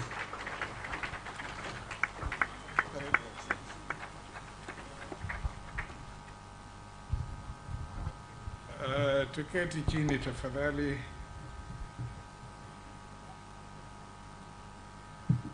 Asante sana Deputy Governor. Hapa nina hotuba ambayo imeandikwa kwa lugha ya Kiingereza, na wauliza mnikubali kwanza nisome, kisha nitasema machache ambayo haijaandikwa, what we call out of text comments. And my written speech flows as follows. His Excellency the Deputy Governor, Honorable Chairman and members of the Committee for Labor and Social Welfare of the County Assembly of Kitui, County Executive Committee members present, the Acting County Secretary, the Chairperson and members of the Kitui County Public Service Board, County Advisors, Chief Officers, Chief of Staff, Directors, and all county staff, members of the 4 estates, ladies and gentlemen. It is a privilege to stand before you today as I present the Ministerial Performance Evaluation Report for the 2023-2024 financial year. This event marks a crucial milestone in our continued efforts to enhance service delivery and ensure that the people of Kitui receive the high-quality services they deserve. Ladies and gentlemen, as you are aware, this evaluation follows the successful implementation of the 2023-2024 financial year performance contracts. This implementation was informed by the positive insights gained during the pilot phase conducted in the fourth quarter of the 2022-2023 financial year. The lessons learned during that period enabled us to develop a structured and effective approach to measure and monitor performance. Today, we are witnessing the tangible results of that commitment.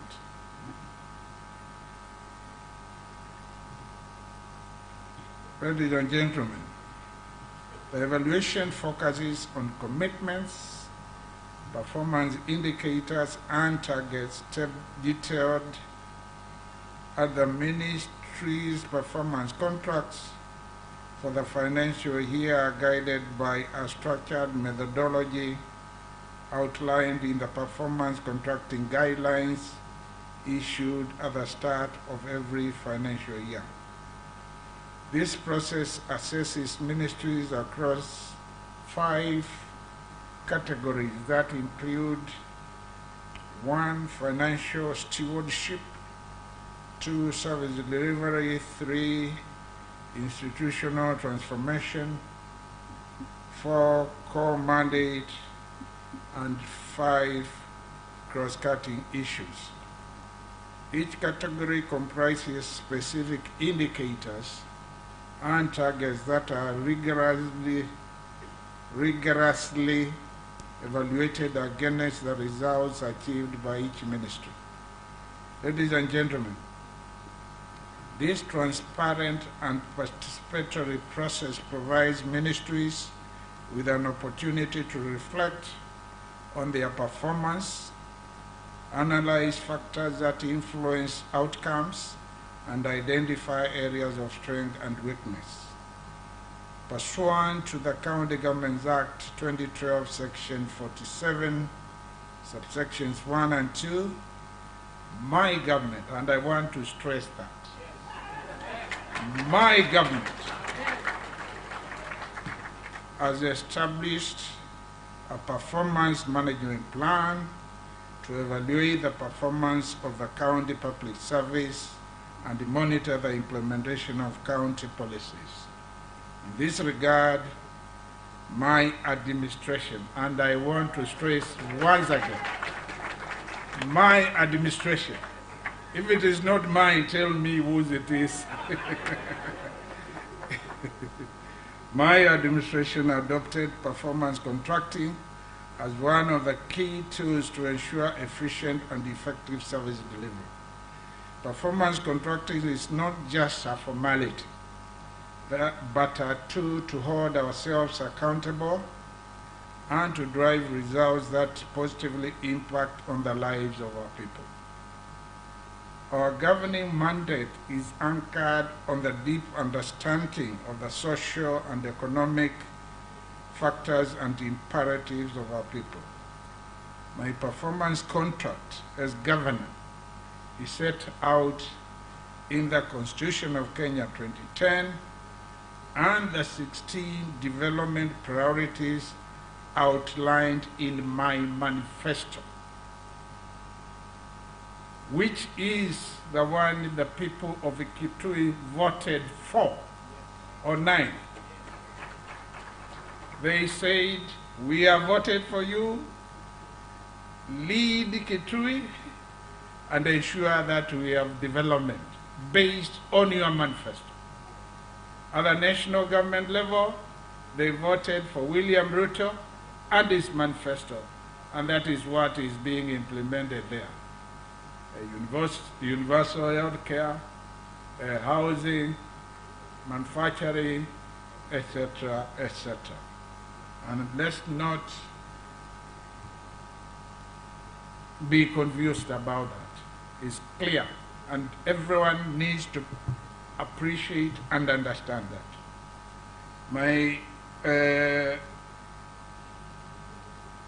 These priorities, the 16 sector development priorities in my manifesto, have been further incorporated in the County Integrated Development Plan, which is a CIDP, and every year in the Annual Development Plan, or ADP, and the County Fiscal Strategy Paper, CFCP, SP, and supported by budget allocations appropriated by the County Assembly of Kitui, based on a budget generated by the County Executive. These strategic documents inform the performance contracts that County Executive Committee members signed with me as governor. The institutionalization of performance contracting in my administration is therefore a key pillar of our long-term vision and the transformation and prosperity of Kitui County. It is through this accountability framework that we will deliver on the promises made to our people. I have made it clear that fulfilling this commitment is non-negotiable, and I expect all ministers, chief officers, directors, and staff to embrace this responsibility wholeheartedly. Doing so will drive sustainable development and advance Kitui's vision for economic and social transformation, which is the theme for our CIDP, those who have seen it. The performance of our ministries is not just about meeting targets on paper. It is about translating these targets into real improvements in the lives of our people. It is about making our county a model of good governance and development. To our County Executive Committee members, I remind you that leadership is about results. The people of Kitui have entrusted us with their hopes and dreams and aspirations, and it is our duty to deliver to them the same. To our chief officers, directors, and all other county staff, you are the engine that drives this government. Your commitment and hard work will determine the success of our county. Ladies and gentlemen, implementation of performance contracting within the public service of Kitui County has enabled my government to achieve a number of impactful projects during that financial year 2023-2024. And there are examples of what has been delivered, which I will give later in my out-of-record or written text remarks. Ladies and gentlemen, to enhance water security. No, let me jump that one. Ladies and gentlemen, today, as we release these results, I urge all of us to reflect on the successes, challenges, and lessons learned during the implementation of the performance contracts for the financial year 2023-2024. This evaluation is not an end in itself, but a stepping stone to greater achievements. We must celebrate the progress we have made, but we must also redouble our efforts to address any gaps identified. This report will provide feedback on areas of commendable performance and highlight areas requiring improvement. It also serves as a basis for instituting rewards for top performance and sanctions for poor performance, further reinforcing accountability and efficiency across all the ministries. I extend my heartfelt gratitude to all stakeholders who contributed towards implementation of the performance contracts for 2023-2024 financial year and the evaluation process for the contracts. My sincere appreciation goes to the team from the Public Service Performance Management Unit, which, as has been indicated, is now domiciled in the Office of the President because performance contracting is so crucial.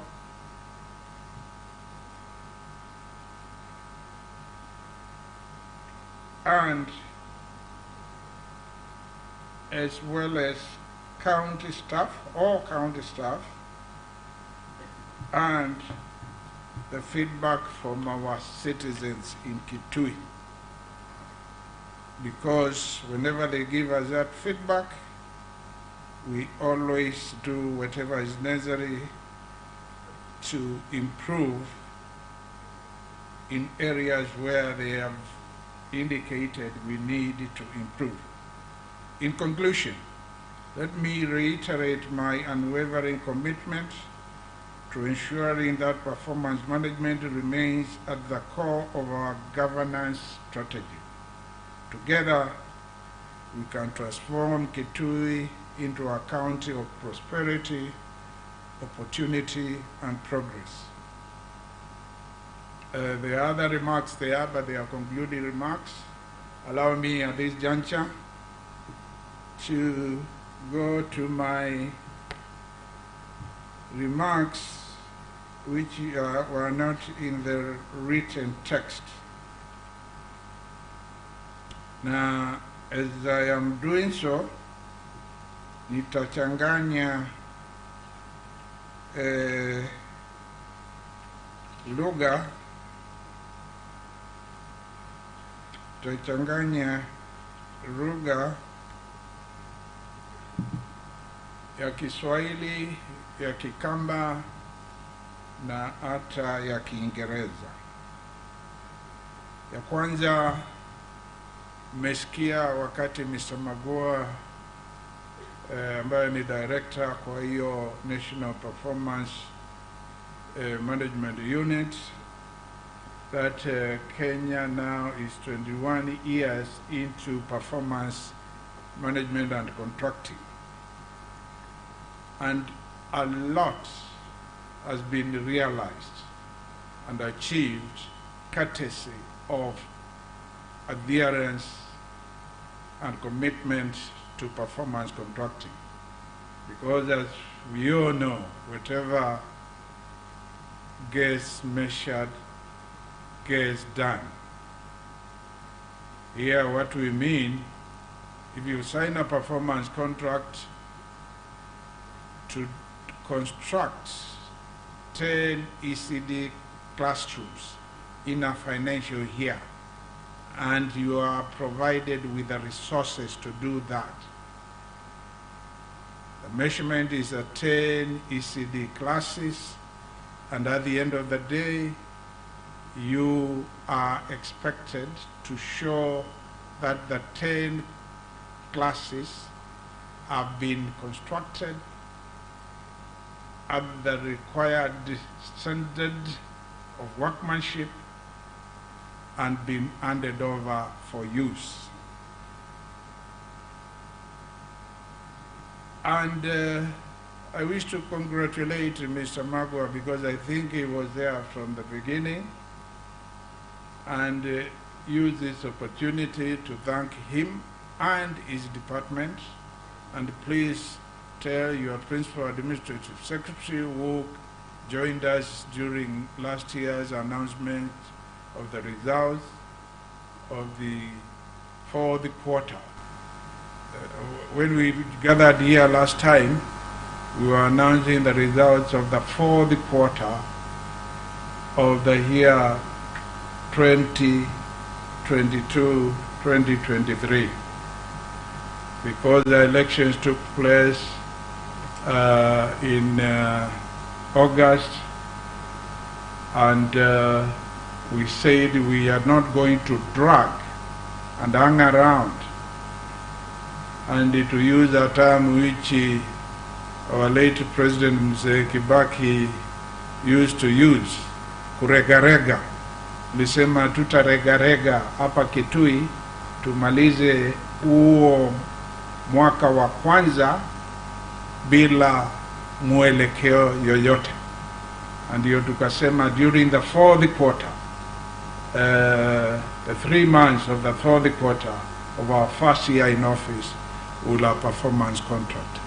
The performance contract for which the results will be announced today is the second year. And the performance contract which was signed in July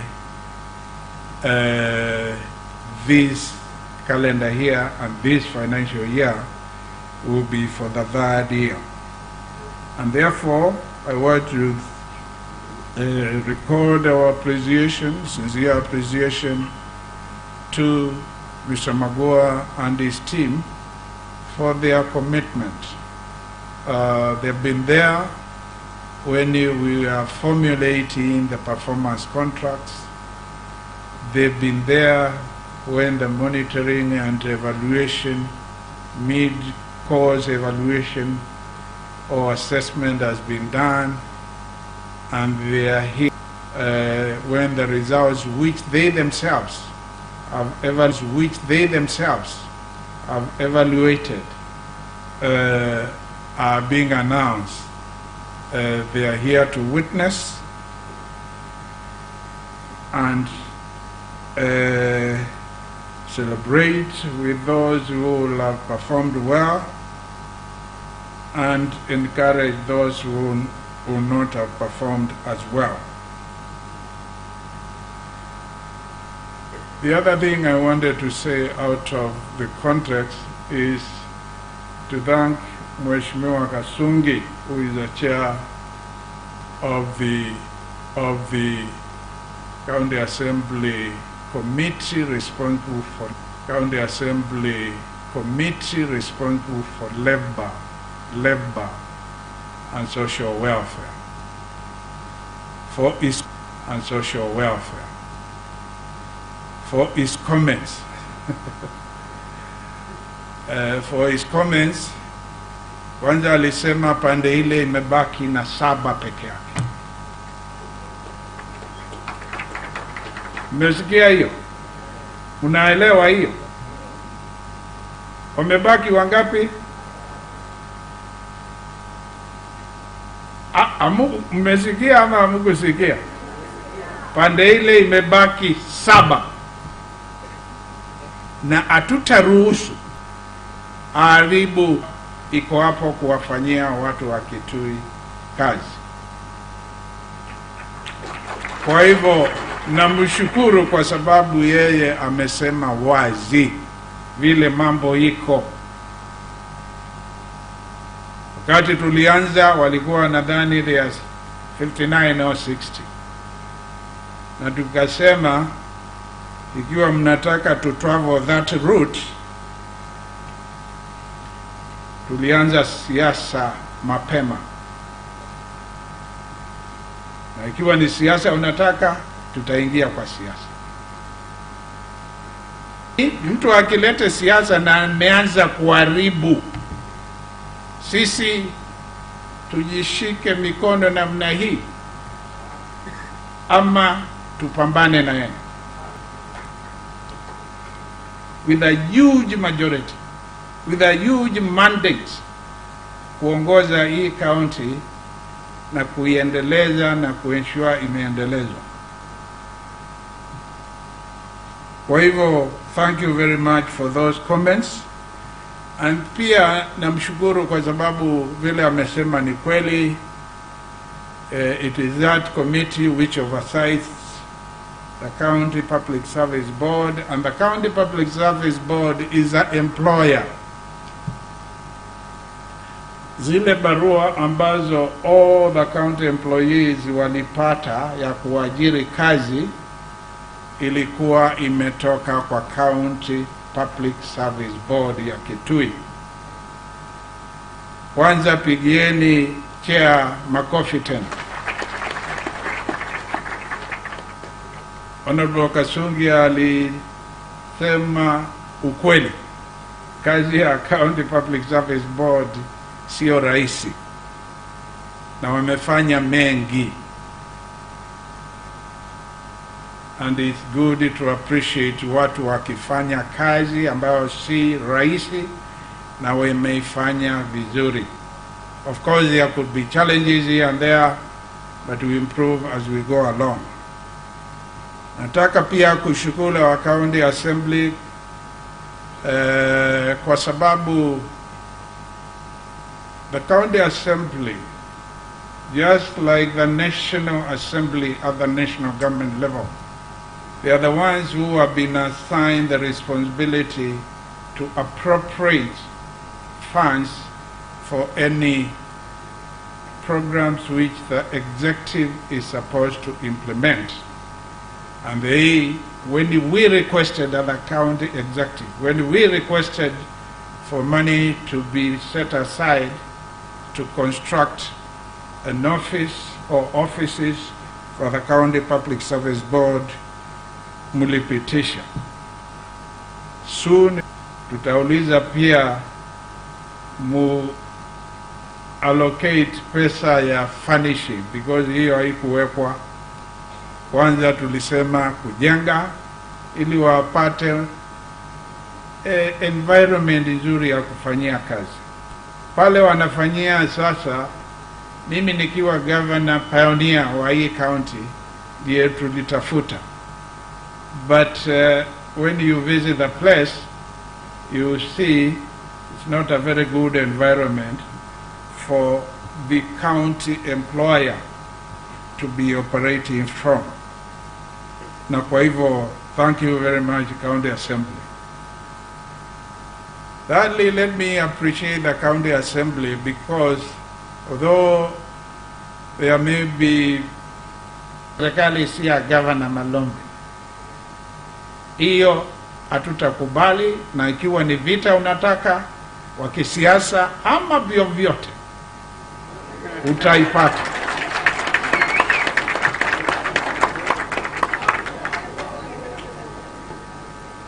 The county executive, kwa hivyo County Assembly, we appreciate you and we thank you for coming. Na I thank Mheshimiwa Kathoka, because you set the tone wakati ulikuwa hapa. Mheshimiwa Kathoka yeye anajua ni vizuri kufanyia watu wetu kazi. Na if the county executive is not functioning well,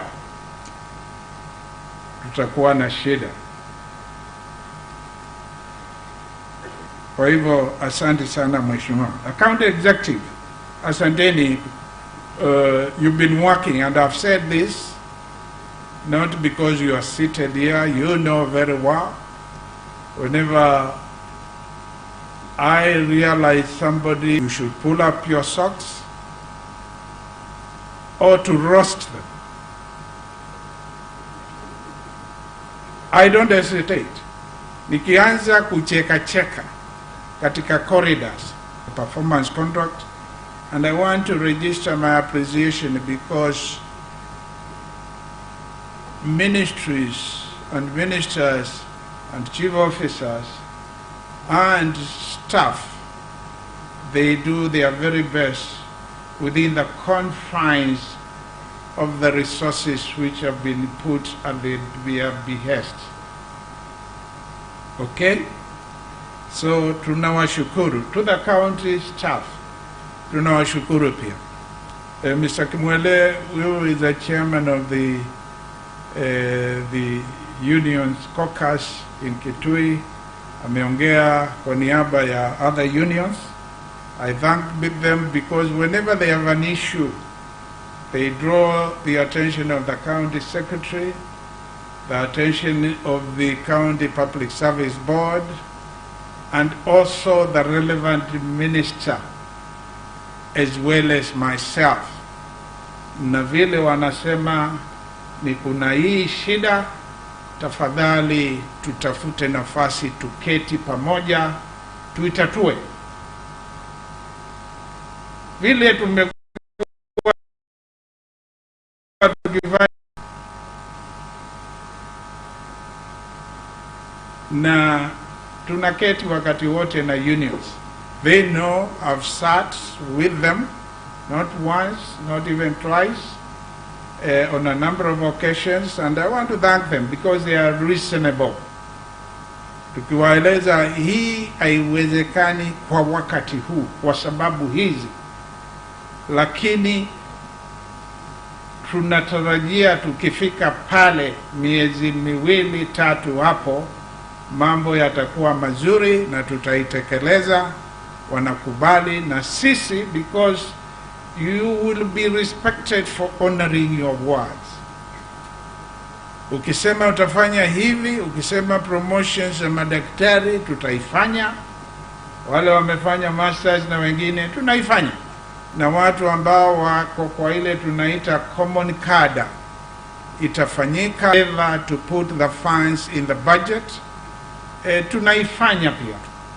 And that way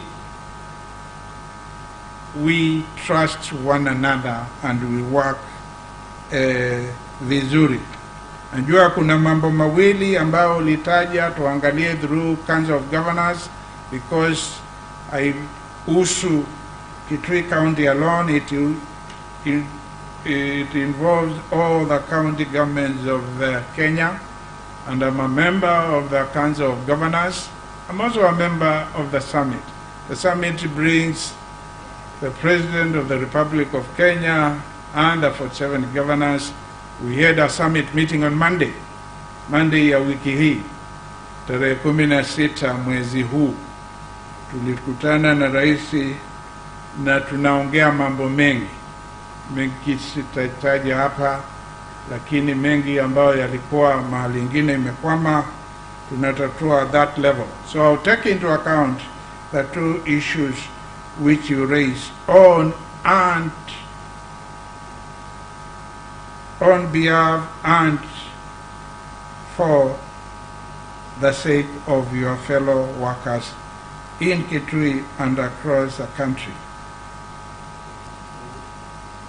I normally say the most important resource for us to deliver to our people are the staff of this county. It is not the computers, it is not the vehicles, it's not even the money. Of course, to produce anything, the factors of production must be put together in the right quantities and proportions. But we really value you. I want you to know we value you, our staff. We value you. And whatever we need to do, and it's within our power, and we have the resources, I want to assure you we'll do that, so that your welfare and the environment within which you work are also conducive to high productivity. Kwa hivyo wakati mnaenda nyumbani mjue hiyo. Issue moja ya welfare yenu. Mimi uensure mishahara inalipwa mapema.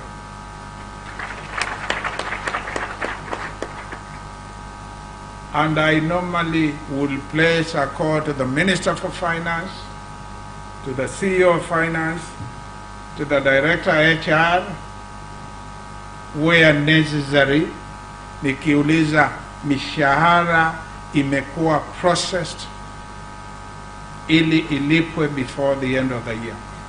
hata sasa tumeshaweka mikakati ili wakati mnaenda Krismasi muwe mishahara imeingia kwa account. Kulikuwa na shida kidogo IPPD ikitengenezwa at the national government level because it's usually controlled from there. For the last 3 days, our staff have been following on that, our HR department, and I think by yesterday we were told issues related to the same will be sorted out, and if they were, I don't know whether any one of you can confirm that. I don't know, Director HR yuko hapa? Minister of Finance, has it been sorted out? Okay, Meskia, Minister of Finance, because the salary is usually processed and released from their hands. As at noon today, we are past noon, has not been sorted out. I want that to keep on being checked so that immediately after it's sorted out, the IPPD, mishahara is released. But in terms of processing from our end, the processing has already been done. And tukifanya hivyo, hata county assembly wanapata mishahara. Mheshimiwa Kabidisi, mishahara inafika. Kwa hivyo usikubali mtu akonfuse wewe. Vile unaenda. Kuna mheshimiwa alisema kama huyu waziri angetolewa,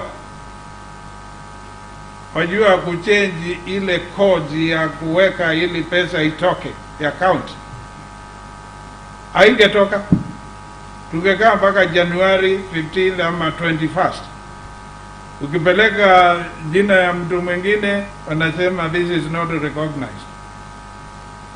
That is what those people who are behind at the end of the year kusema tunatoa Minister of Finance at this time because of reasons which are neither here nor there. We followed everything. We know the big issue ni ile mjengo. Bwana Nzou anajua hivyo. Na kila mtu wa Kitui anajua ni hiyo. Hii mambo ingine ni ya kuwekelea ichangie. Kwa hivyo pesa ingekosekana ya mishahara na watu wengi wakesafa. Pesa ya mishahara ikikosekana, school fees hakuna. Watoto urudi school vizuri, sikukuu awali vizuri. We don't want that kind of action and mistiming of things. Hatusemi mtu akiwa na makosa hawezi kosolewa. Mtu akiwa na makosa ambiwa hapa umekosa, na hata ikiangaliwa na nani ionekane kwa kweli amekosa.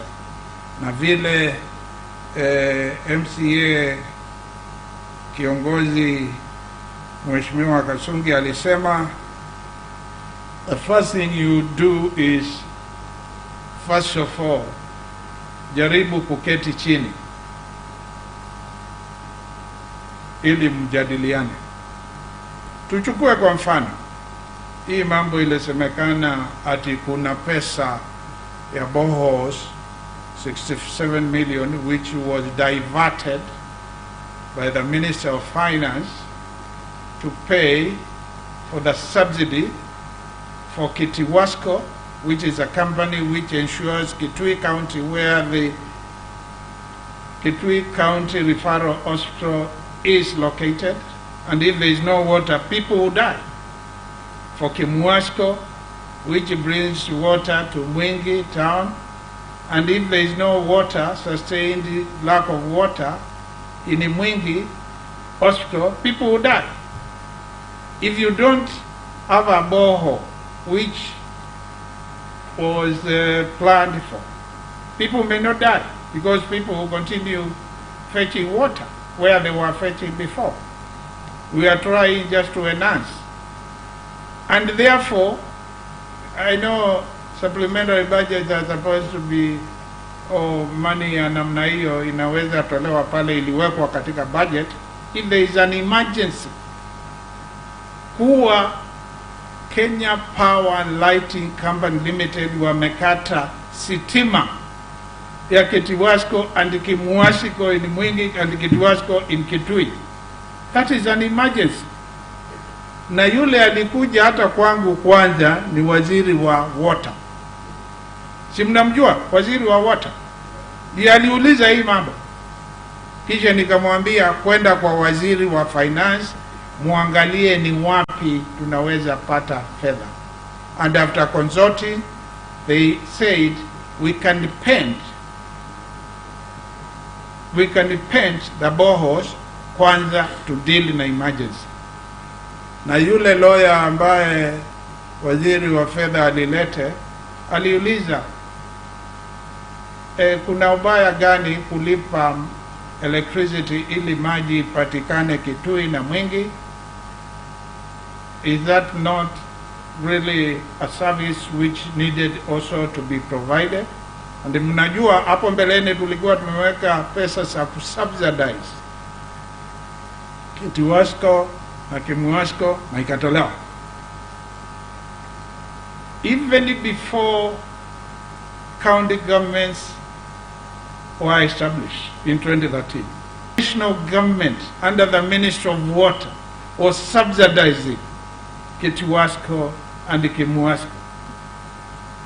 I have all the figures. Actually, I've been given all the figures. The subsidy to Kitiwasco and Kimuasco by the Ministry of Water, National Ministry of Water, before devolution, and we had to continue subsidizing. In the entire Republic of Kenya, there are very few water companies which are able to finance everything and even our surplus. Okay? So, watu wengine walikuwa wanauliza, kwa nini Minister wa Water ambaye aliuliza hii pesa iwekwe kwa Kitiwasco and Kimuasco, yeye hakuitwa? Unaita yule ambaye aliulizwa. Sasa watu wakiangalia hiyo itakuwa fair? You can't. And that is one of many grounds. We can take each one of them. Of course, hii occasion si ya hiyo. Kwa hivyo tutaingilia hizo zingine. But ukiingilia each one of them and analyze critically, haiwezi fuadavu. And you many MCAs, to the extent only 7 remain, said hii si sawasawa, hatutaendelea naye. Mpaka hata mjadala on the floor of the house, technique to be used, kusema haina, wajua ilikosa a second.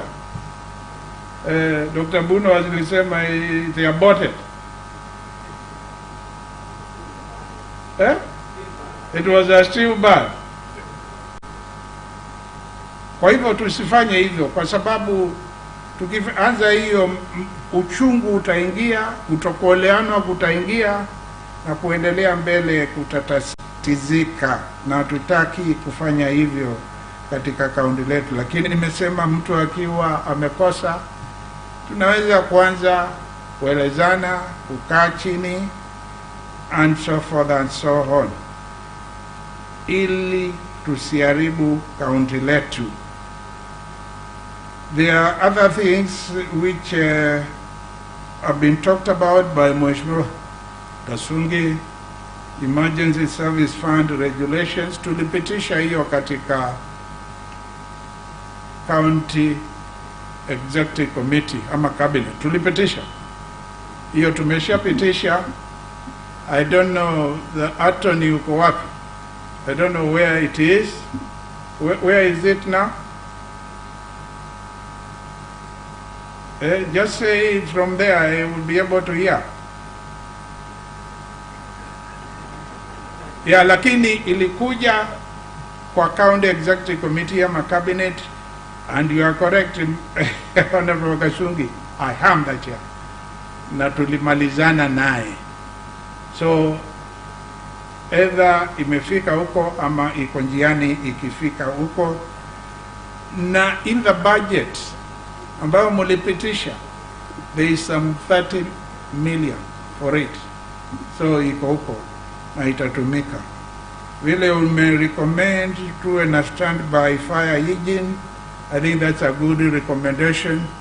Tukilete budget muangalie hapo, kwa sababu hivi vitu vitapatikana ikiwa budget or money has been set aside to ensure the same is actualized. Watu wetu wa Kitui, nikimalizia, nataka kuhakikishia tutawafanyia kazi vilivyo. Tumeshafanya kazi mingi. Nitaanza around towards the end of January, February kutembea niki launch miradi ambayo tumefanya. Over 2,000 miradi. Kitui South, mnajua mradi wa Kango Kango utamalizika, ambao tunafanya pamoja na World Vision, the part which the county government of Kitui was doing from Kango Kango to Mutomo to Ikoda to Sunguni, na ile ingine inaenda Madhima, na ile ingine inafanywa na World Vision inaenda pande ya Kanziku huko Ekani na Kitui. Hiyo itamalizika, na pamoja na watu wa World Vision tumesema tutalaunch hiyo mradi. Tulifanya 8 samples, 1 in each sub-county, including 1 hapo mto Tia. Sample inatoa maji nyingi, na hata wakati Kimuasco imeharibika kidogo, electricity haiko, in Mwingi town there is water from the sample we sang ourselves when we got it, and there is 1 in each sub-county. Credit inapeleka miradi katika village. Each village has been having projects. Wali identify our people from each village, the 247 villages and the 40 wards, miradi ambao wanataka tutekeleze mwaka huu, na tutafanya hivyo. Ile inaitwa procurement is being finalized. Kulikuwa drawings na POQs zitengenezwe, hiyo itafanyika na tutaendelea kufanya. Checks za Propoa zitapeanwa mwezi wa kwanza tarehe 8 hapo ndio zitapeanwa. Village administrators and ward administrators mnafanya kazi nzuri. When we change the regulations a bit, mulifanya vile tuliagana tulipokutana kule Kefri, na mukafanya kazi nzuri. So thank you very much. Jipigieni makofi. Na wale wengine tuwampigie makofi. Our administrators, we value a lot. I normally advise any ministry which is undertaking something major to make sure our administrators, village administrators, ward administrators, deputy and sub-county administrators are invited. Even wakati tulikuwa hapa umu to launch the one and only one in the Republic of Kenya, Youth Engagement Forum. Mulihusika na pia mkafanya vizuri, kwa sababu we requested you to make sure we identify 4 youth, 50-50 in terms of gender, 2 girls, I must say they are girls because they are youth, and 2 boys, or 2 male and 2 female, and wakaja hapa over 1,000, and we had very, very productive engagement. Nilielezwa majuzi watu wetu wanasema hiyo kongamano ilikuwa nzuri. Kwanza cabinet secretary wa Labour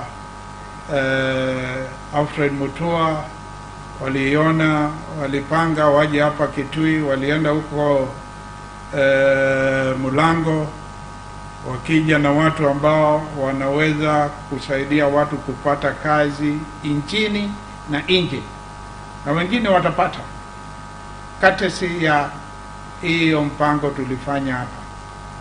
Vijana wengi ambao walikuwa wamesema hawataki kwenda katika vocational training centers walijua wakati tulikuwa na hiyo kongamano, out of every 100 people who graduate even in university, only 3 get white collar jobs.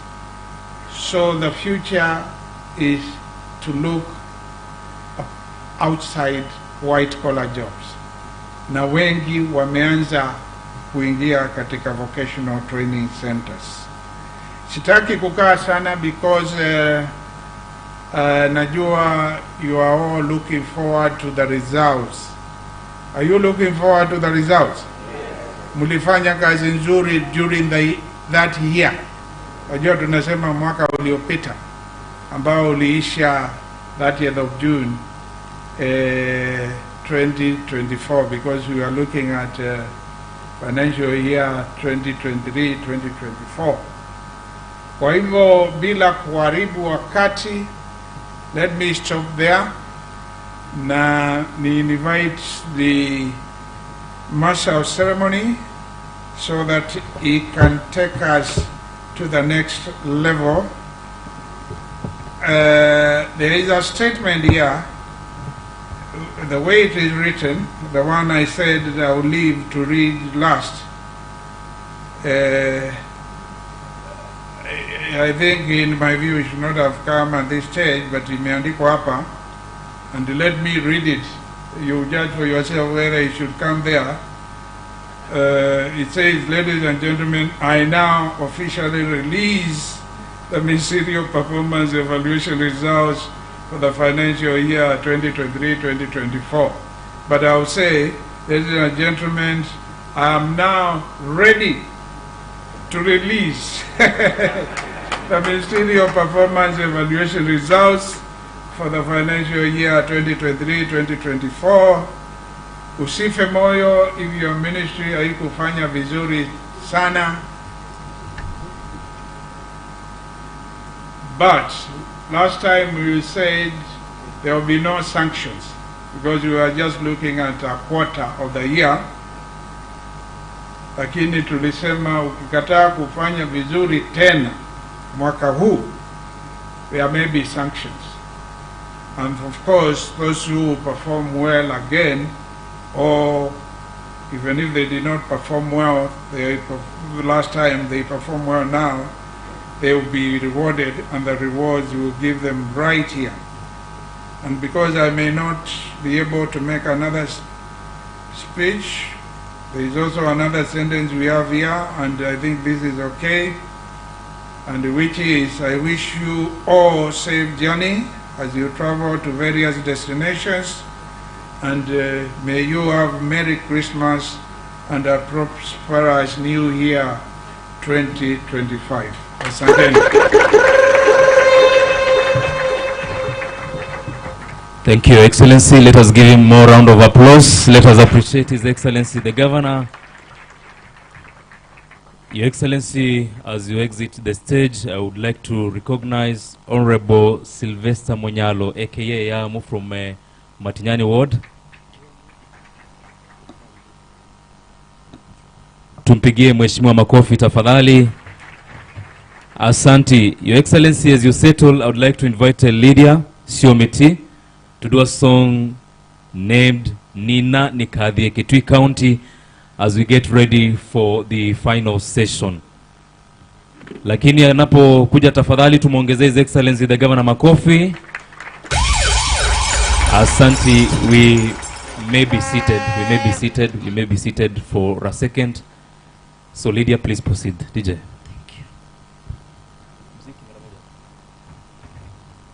Wambue ukaitu ine.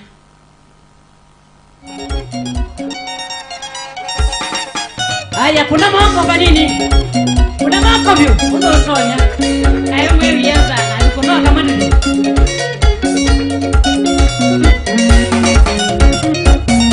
Nina wathingathi ya Kitui kaunti chakwa. Nina wathingathi othukumi wa gavana witũ. Nina wathingathi ya Kitui kaunti chakwa. Nina wathingathi othukumi wa gavana witũ. Lelelelelelele Kitui kaunti tia thũkũme. Au iyo kaimone Kitui kaunti tia thũkũme. Tango ine wa kutuma aisobe twende saa. Nisaidie kwa makofi tafadhali.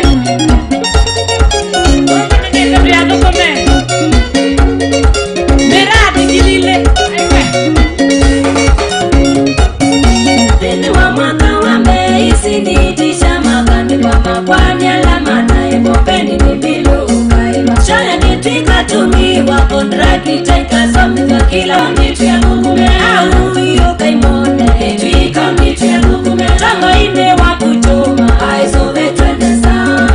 Dunia mogo kabilisi. Wika nani?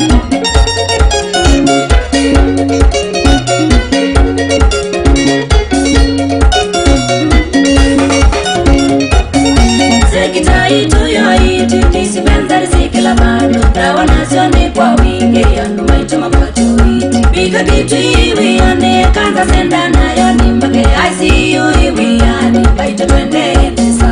Lelelelelelele Kitui kaunti tia thũkũme. Au iyo kaimone Kitui kaunti tia thũkũme. Tango ine wa kutuma aisobe twende saa.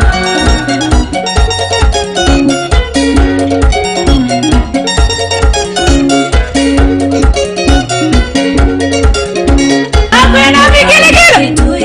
Akwena vikilikili. Kitui kaunti mea shamba ine nzuri. Athina muna sioni mbake mengeto ikila bando. Tongo ine wa kutuma mbayo sobe tenesa. Lelelelelelele Kitui kaunti tia thũkũme. Au iyo kaimone Kitui kaunti tia thũkũme. Tongo ine wa kutuma